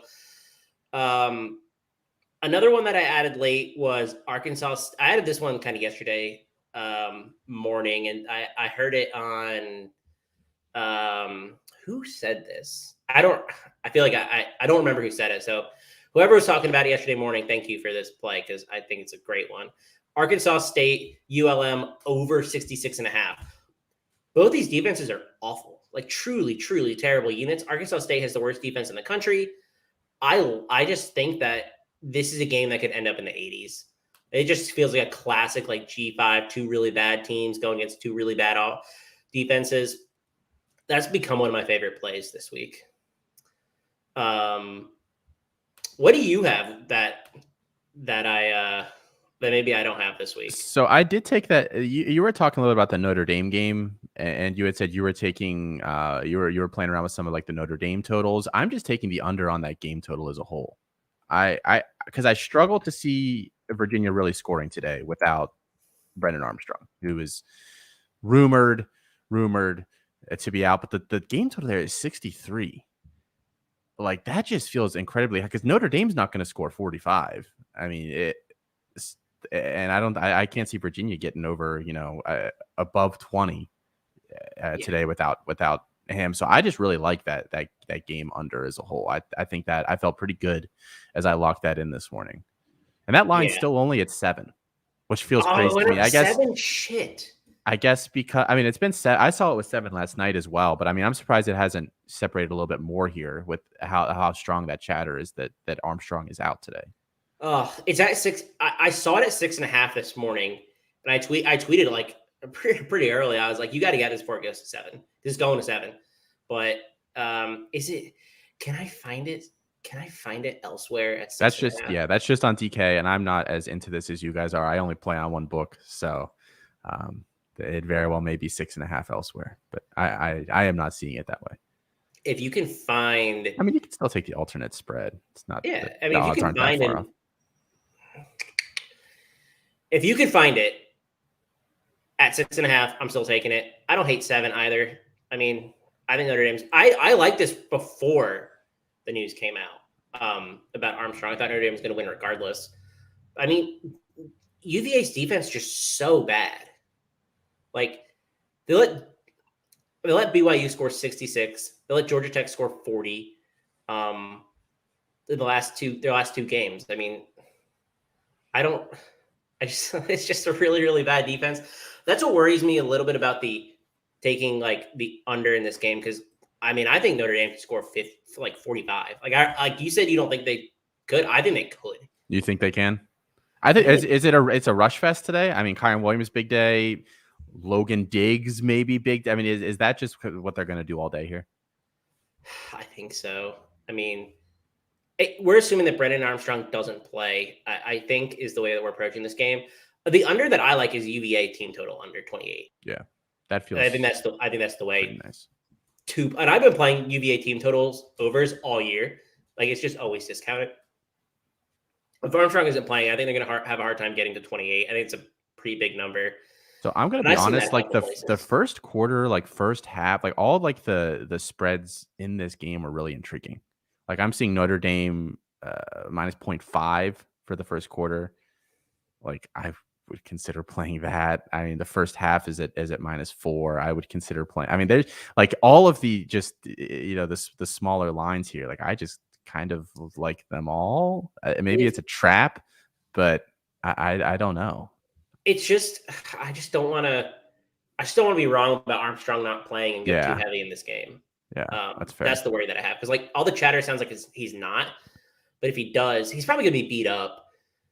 So I think, is this another game where we sprinkle the live bets? Then I know Will's not here. We got to use the word sprinkle at least 6 times, or else he'll yell at us.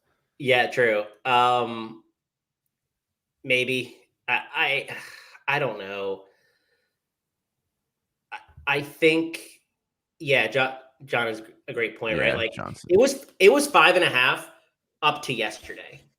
Like, it stayed at 5.5 all week, and the Armstrong news never really got better. And then finally, that report came out last night that it probably wasn't going to play, and it's moved up to 7. But it was 5.5 all week. I was just all over that. That number was fine with Armstrong playing.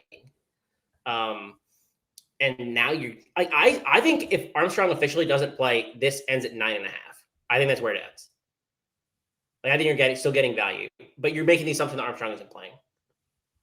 Which, I mean, that's a fine assumption to make if you really want to. We're just not going to find out for another couple hours. Which I don't think he's going to play. Yeah, that's the dangerous part, especially in CFF, like benching him and Wicks and whoever else, and then game time rolls around and he's playing, and you get burned on that. You might not have another option or whatever. Yeah, you're playing a little bit of fire, but I took the Virginia team total under 28 this morning, to be like transparent about it. Like I am betting that Armstrong's not playing, and Notre Dame still has a good defense. Like they missed Cal Hamilton, but I use sprinkle every day of my life. You can't get through a conversation with Will about him sprinkling something. No, I love it. I love it. What else did I add that I really liked?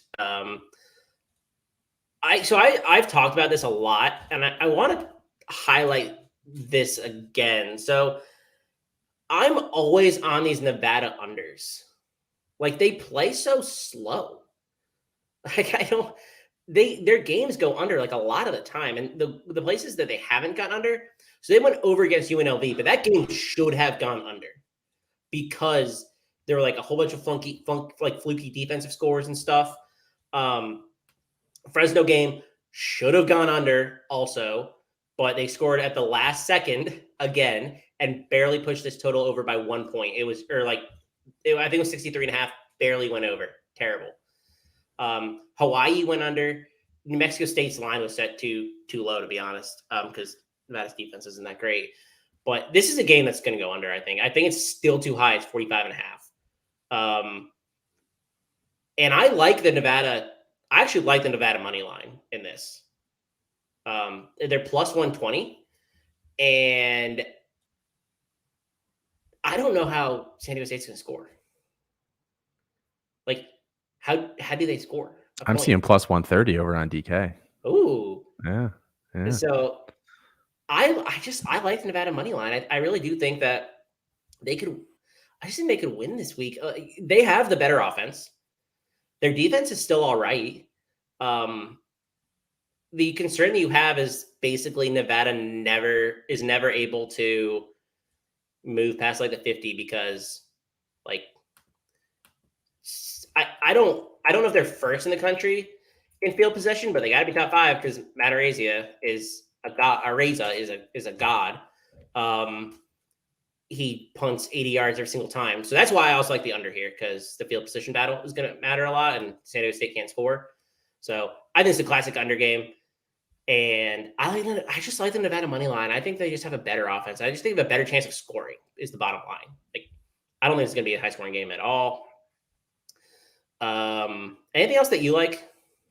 I mean, I am not the expert. I play a lot of what you play. There's like one or two other people that I kind of listen to. Let me just pull up what I've played here this week. I actually haven't played a ton. I played a lot in the Cincy game last night. Most of those worked out well. As I said, you won me $9 so far this week. So thanks, Chris. Yeah. I mean, like I said, I like the Bama first quarter play a lot. It's 13.5 against New Mexico State there. I kind of liked that. And then I actually took Syracuse money line earlier this week too against Louisville. I don't know what that's at now, but I put a little something on that. So the spread has not changed like at all. It's been 3 all week. I have them plus 3. I think they have a good chance of winning that game as well. And I said I've been talking about how Louisville should have won last week. They really should have. Clemson should not have won that game. Yep. But I think Syracuse is just a better overall team. I'm right there with you. I think that's a great little sprinkle there. You talked about Cameron Rising earlier, and I'm loving the under in that Utah Arizona game. Like, how many points do you think Arizona scores this week? Total. Well, Total. they probably partied all week because they finally got their first win in 19 games, 20 games, something like that. Why do I just have a feeling that, like, not that I expected Arizona to do anything down the stretch here, but like they got their one win, and now I think it's just like they're like, okay, let's just get to the offseason and then we can figure it out from there. Like, I agree. I don't know how much they're going to score today, but it won't be much. Like, so Utah has Oregon next week. Do we really think Utah is going to drop a 50 burger this week?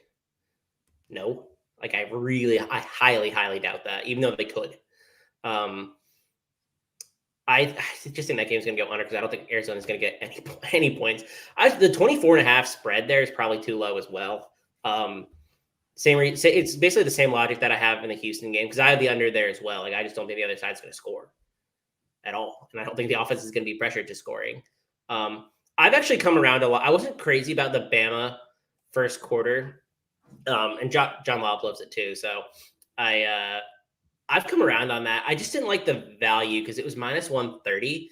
But I think you're probably right. Like, do we really expect the New Mexico State to score in the first quarter at all? No. And that's like, if it was a 14, I probably wouldn't feel that great about it. You're looking at a push for 14.5, but 13.5, I think Bama can score 2 touchdowns there. It wouldn't shock me if this is like 14-0, like 6 minutes in, kind of like that Arkansas game was a couple weeks ago against, I forget who they played, but I mean, it's same. So Pine Bluff. Yeah. Same thing. Yeah. So I have the under in that game. Am I crazy? 67.5. Probably not. I have a very hard time actually reading what Bama is going to do this weekend as a whole, simply because they weren't very good last week. Like, I'm sure that practice was not a fun one to be a part of this week for all the guys there at Bama. Like, Saban might just go out there and keep the guys in there for 3 quarters and work on some stuff. They're just going to run the ball. So, I mean, I don't love, like, for prize picks and stuff like Mechie or necessarily Bryce Young or some of those guys this week. The running backs are very intriguing. But like, I don't know, like, how out of control Saban is willing to let that game get before he yanks everybody. Huh. That's just what I've been convinced in my head about that game. How many points does New Mexico State score is really the question. Not very many. Fewer than 2 touchdowns, I think. I do. I feel good about that. So you basically are asking Bama to score 54 points. It's doable, but I like the under there. That's close. I like the first quarter as well. I think that's actually a good parlay number. Like, there's not a ton of value on it. Like, it's minus 130. It's actually less on other books, but you parlay that with, like, I don't know, something else. I don't care what. I played it separate, and then I did a small parlay with it for SMU money line just to add the 2 of them together. And I like that.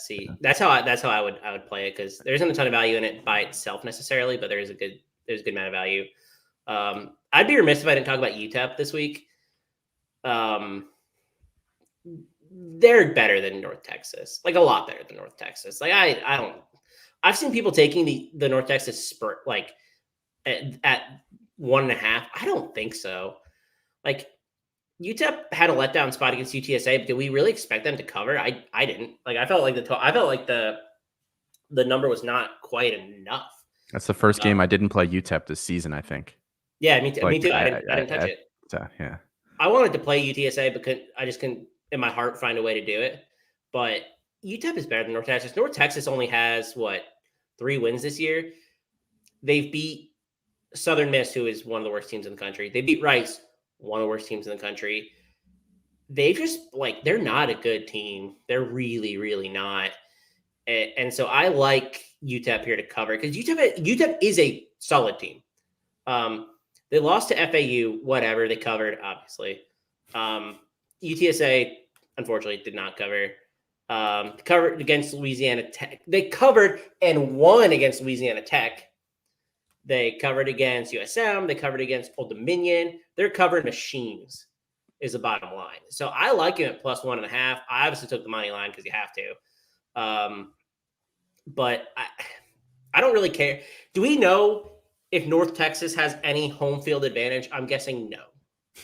I would wager no, but I So, would be lying if I said that I knew that much about the North Texas fan base there. yeah. UTEP is a covering machine. I think they're going to cover again this week.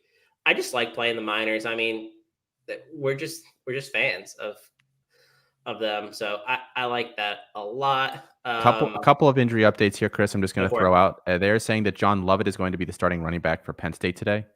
I don't know if that changes anything for anything that anybody is doing today, but just something to note there. And then Isaiah Bauer is suited up, but he does not necessarily appear to be doing all of the warm-up stuff. So I don't know what we can take from that necessarily. I mean, that's looking like it might be a true game time decision. I wouldn't start him if you have him in a league regardless, but just a heads up there. I know I'm really hoping hoping he plays like 2 snaps so I can hit my prize picks on him. That's good. Yeah. I do not want the push. No. But Jalen Robinson, the same game is playing.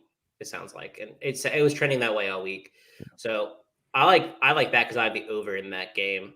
And I have a lot for some reason on Mike Keene, which doesn't feel great, but I think Jalen Robinson adds a huge dimension back to that offense.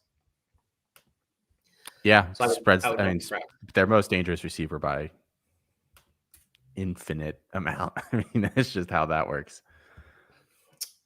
Yeah, I agree. I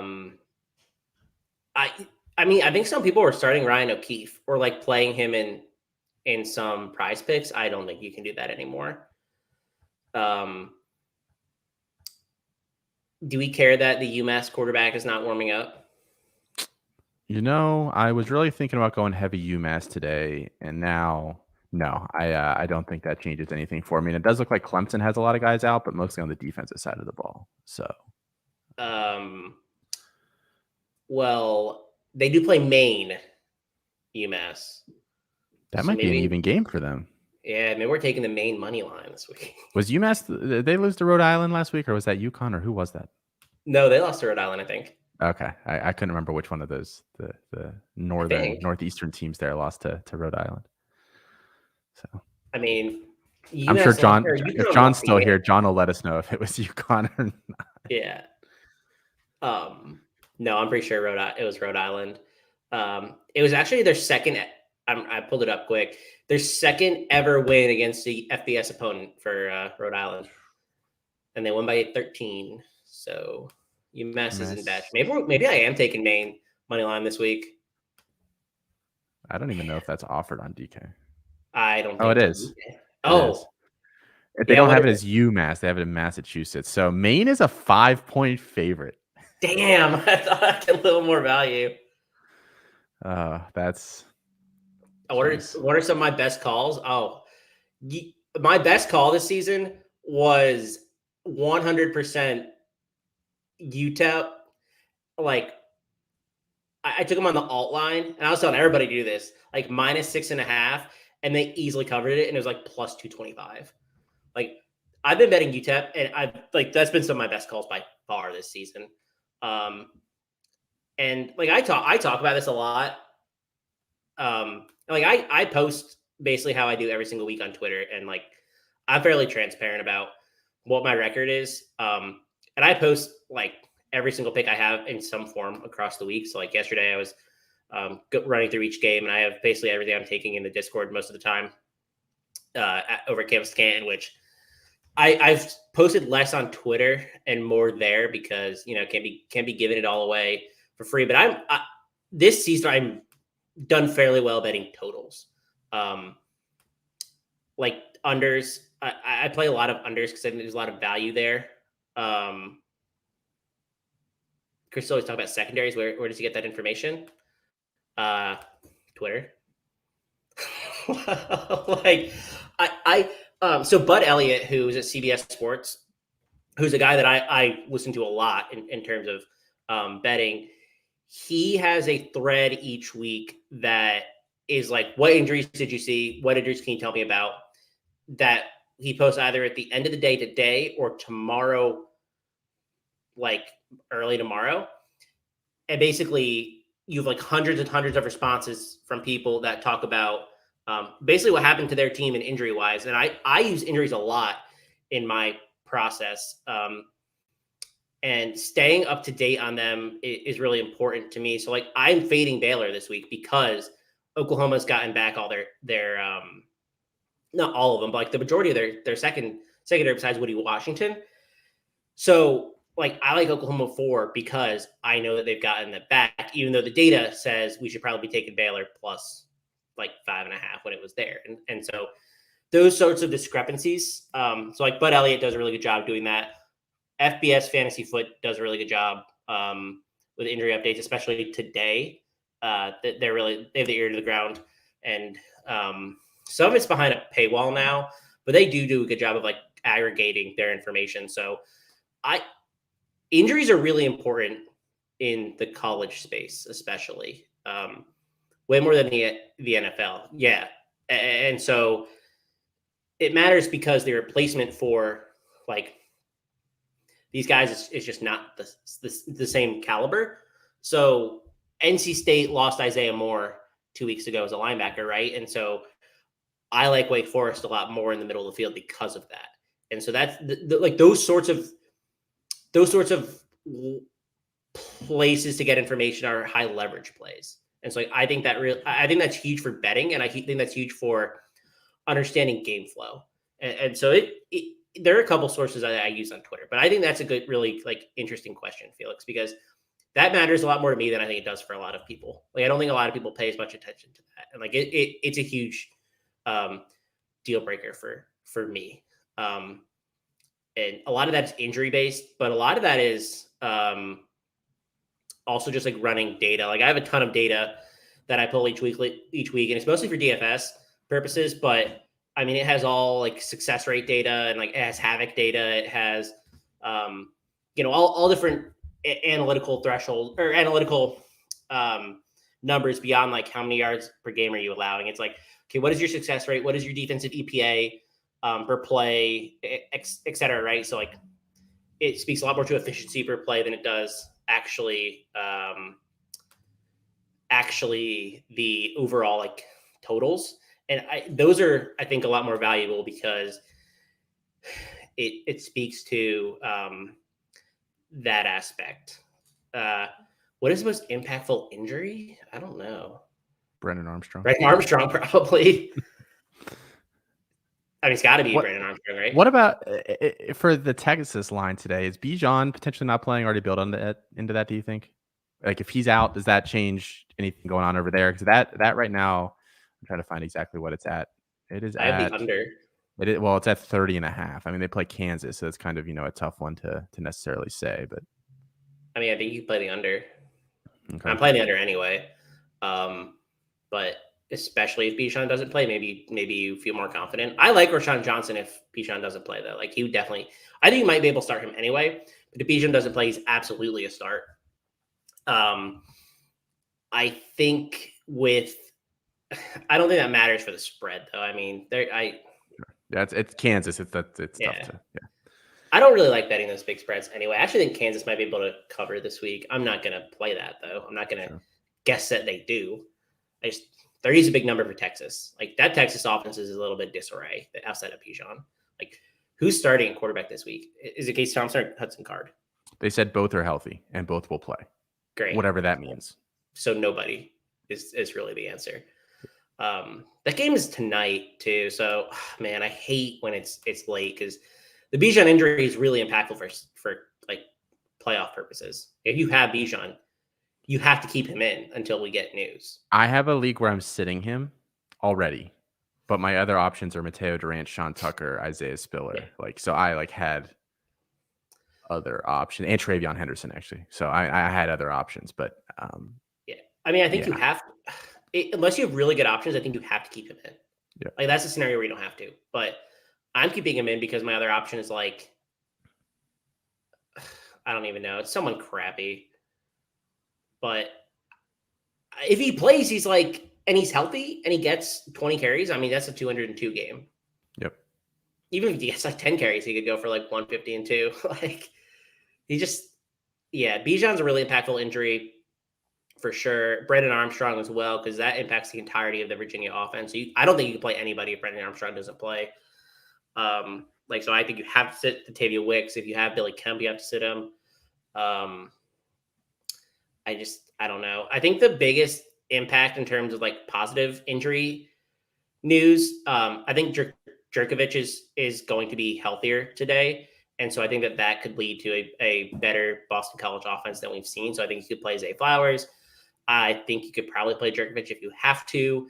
I like Pat Garwo still at running back. They play Georgia Tech. I think that's big news for the over. I actually have the over in that game as well. I think Boston College money line is in play. So that matters for the entirety of the Boston College offense because he was not healthy last week. Like he could play, but he wasn't like 100%. If he just a little bit healthier, I think that's a big impact. And then I've been talking about this Oklahoma secondary. Like them being back is huge for them. I think that matters a lot because I'm not playing Baylor this week. Like I'm sitting my Baylor players. Maybe outside of Abram Smith. I think you probably want to start Abram Smith. But the passing game, I mean, I don't think you can play Jerry Bohannon. I don't really want to play Tyquan Thorne unless I have to. Those are two, and that could impact the way that we see the game script go for that Oklahoma game as well. Because if they are limiting Baylor, it might be a lot more Kennedy Brooks than Caleb Williams. So just something to really think about from that perspective. Because I do think that is going to make a difference for Oklahoma. I think it's very underrated in the market across all sorts of platforms and all sorts of CFF betting, prize picks, etc. But that impact is just underrated, I think. Any other injuries? Emory Jones is the starter today. Cool. Not necessarily an injury update per se, but I'm playing interesting him there. Yeah. I think you should play him. I mean, against Stanford. I mean, yeah, you kind of got to do that. Are they going to Stanford or are they home? They got to be home, right? They've got to be home. They paid them to go there, I'm sure. Yeah. Stanford. Hey, Stanford has a nice campus. I almost applied there when I was looking at school. It's good to know. Yeah, there you go. It's a fun fact. But there you go. Is Anthony Richardson healthy enough to play? That's a good question. The update was not a Anthony Richardson's out update. It's just Emory Jones is the starter update. So would you play both? No, I wouldn't. I would play Jones. I wouldn't play Anthony Richardson today. Okay. I don't think he has to play. I think that's the big kicker there. They're going to be up, and he was banged up because he was dancing too hard. So I don't think you have to risk him. Yeah, it's kind of how I feel about DJU and a lot of the Clemson guys today. That game's going to be over so quickly that I think none of those guys are not instead outside of maybe Will Shipley. I'm not really touching into the other Clemson guys. I have recommended him as a start this week, DJU. For the first week since week 3. Thanks for stopping by here, John. Yeah, I mean he's banged up. He had the big the knee injury last week. I think they just tried to wrap him in bubble wrap and get him out of there. Felix with his tinfoil hat this morning. Thank you, Mr. Felix Sharp. I actually thought that was ridiculous that they did that. It gave him the start against Georgia and not an easier matchup that's because everything we've heard, and I mean Adam Lewis is I think the Florida guy. Mullen doesn't want to start him. He doesn't have a lot of confidence in Anthony Richardson, it sounds like. So throwing him against Georgia, I don't want to say it's a sabotage. I don't want to cross that line, but that's pretty cruel to do to Anthony Richardson. I'm going to be honest. Yeah, Mullen. You can wait. Yeah, the season. I get. We always clamor. The season's over. Just start whoever. That's not the game that you do it in. Yeah, I agree. He's transferring, right? I don't think he does. I think they fire Mullen still. Yeah, maybe that lost South Carolina. They're hemorrhaging recruits. They're woefully underperforming on both sides of the ball. Really, they haven't been consistent offensively, and they've been awful defensively. I think they dump them, but that might just be me. I think they could as well. Man, I If they don't, I think he's out of there. Which that wouldn't surprise me considering how they treated him this year and didn't really do a whole lot. Come to Pitt, baby. It's beautiful this time of year. It was snowing this morning. Hey, does Kenny Pickett have any more eligibility? Maybe he'll stay. Unfortunately, he does not. He was exhausted his 18 years. Yes. I haven't seen any other news. I haven't either. I haven't played a whole lot this morning from a betting perspective. I kind of talked about what I added late, but no news that really broke where I feel like I needed to get something before time ran out. Besides Notre Dame, really, I still think that you need to target Notre Dame if you can get them under 7. I think that's the way to play it, and I think you're probably right on the right side here with the under. So I'm here for that. I just think Notre Dame's gonna put up a lot of points, but I'm thinking that Virginia gets nothing, right? So I don't think they can move the ball. Yeah, that's so. Yeah. I mean Notre Dame let UNC do that, but I mean UNC is not a bad offense. Yeah. So I mean a Brennan Armstrong-less Virginia offense, I think, is 4 or 5 steps down from a Sam Howell-led UNC offense there. So yeah. At least. Yeah. I think the way to play that, I think we kind of touched on the best way to play that. But I think the market's going to change. So if you can get 6.5, I'd get it basically as soon as you can. Up to 7.5 now. Yeah. I mean, it's kind of just slowly trickling upward. So man, that's tough scene there. But yeah. It sounds like, and this isn't like a huge one, but it sounds like Ulysses Bentley is going to play this week. And I like him in DFS. He's only 3,700. So like, if you're thinking with your lineups late, he's a guy to play as like a real cheap, high upside guy. I wouldn't plug him in and use CFF though. Like I think that's way too much risk because he plays like 2 snaps and gets hurt every game. Basically, like he's not healthy. His ankle's not healthy, and they keep playing him. So hopefully it's right now, but we will see. I do think it definitely hurts Trey Sager's ceiling if you're playing him. Is really what I'm thinking. More than anything, I mean, that might make that backfield just impossible to play, as opposed to you could at least hope that Sager's got the volume or whatever. Yeah, and that's I'm not super excited to play him, but. And that sucks too, because that's a pretty good matchup for them. But oh well. All right, guys. It is 11:59 and some odd seconds here. So we are going to sign off. Good luck today on everything, guys.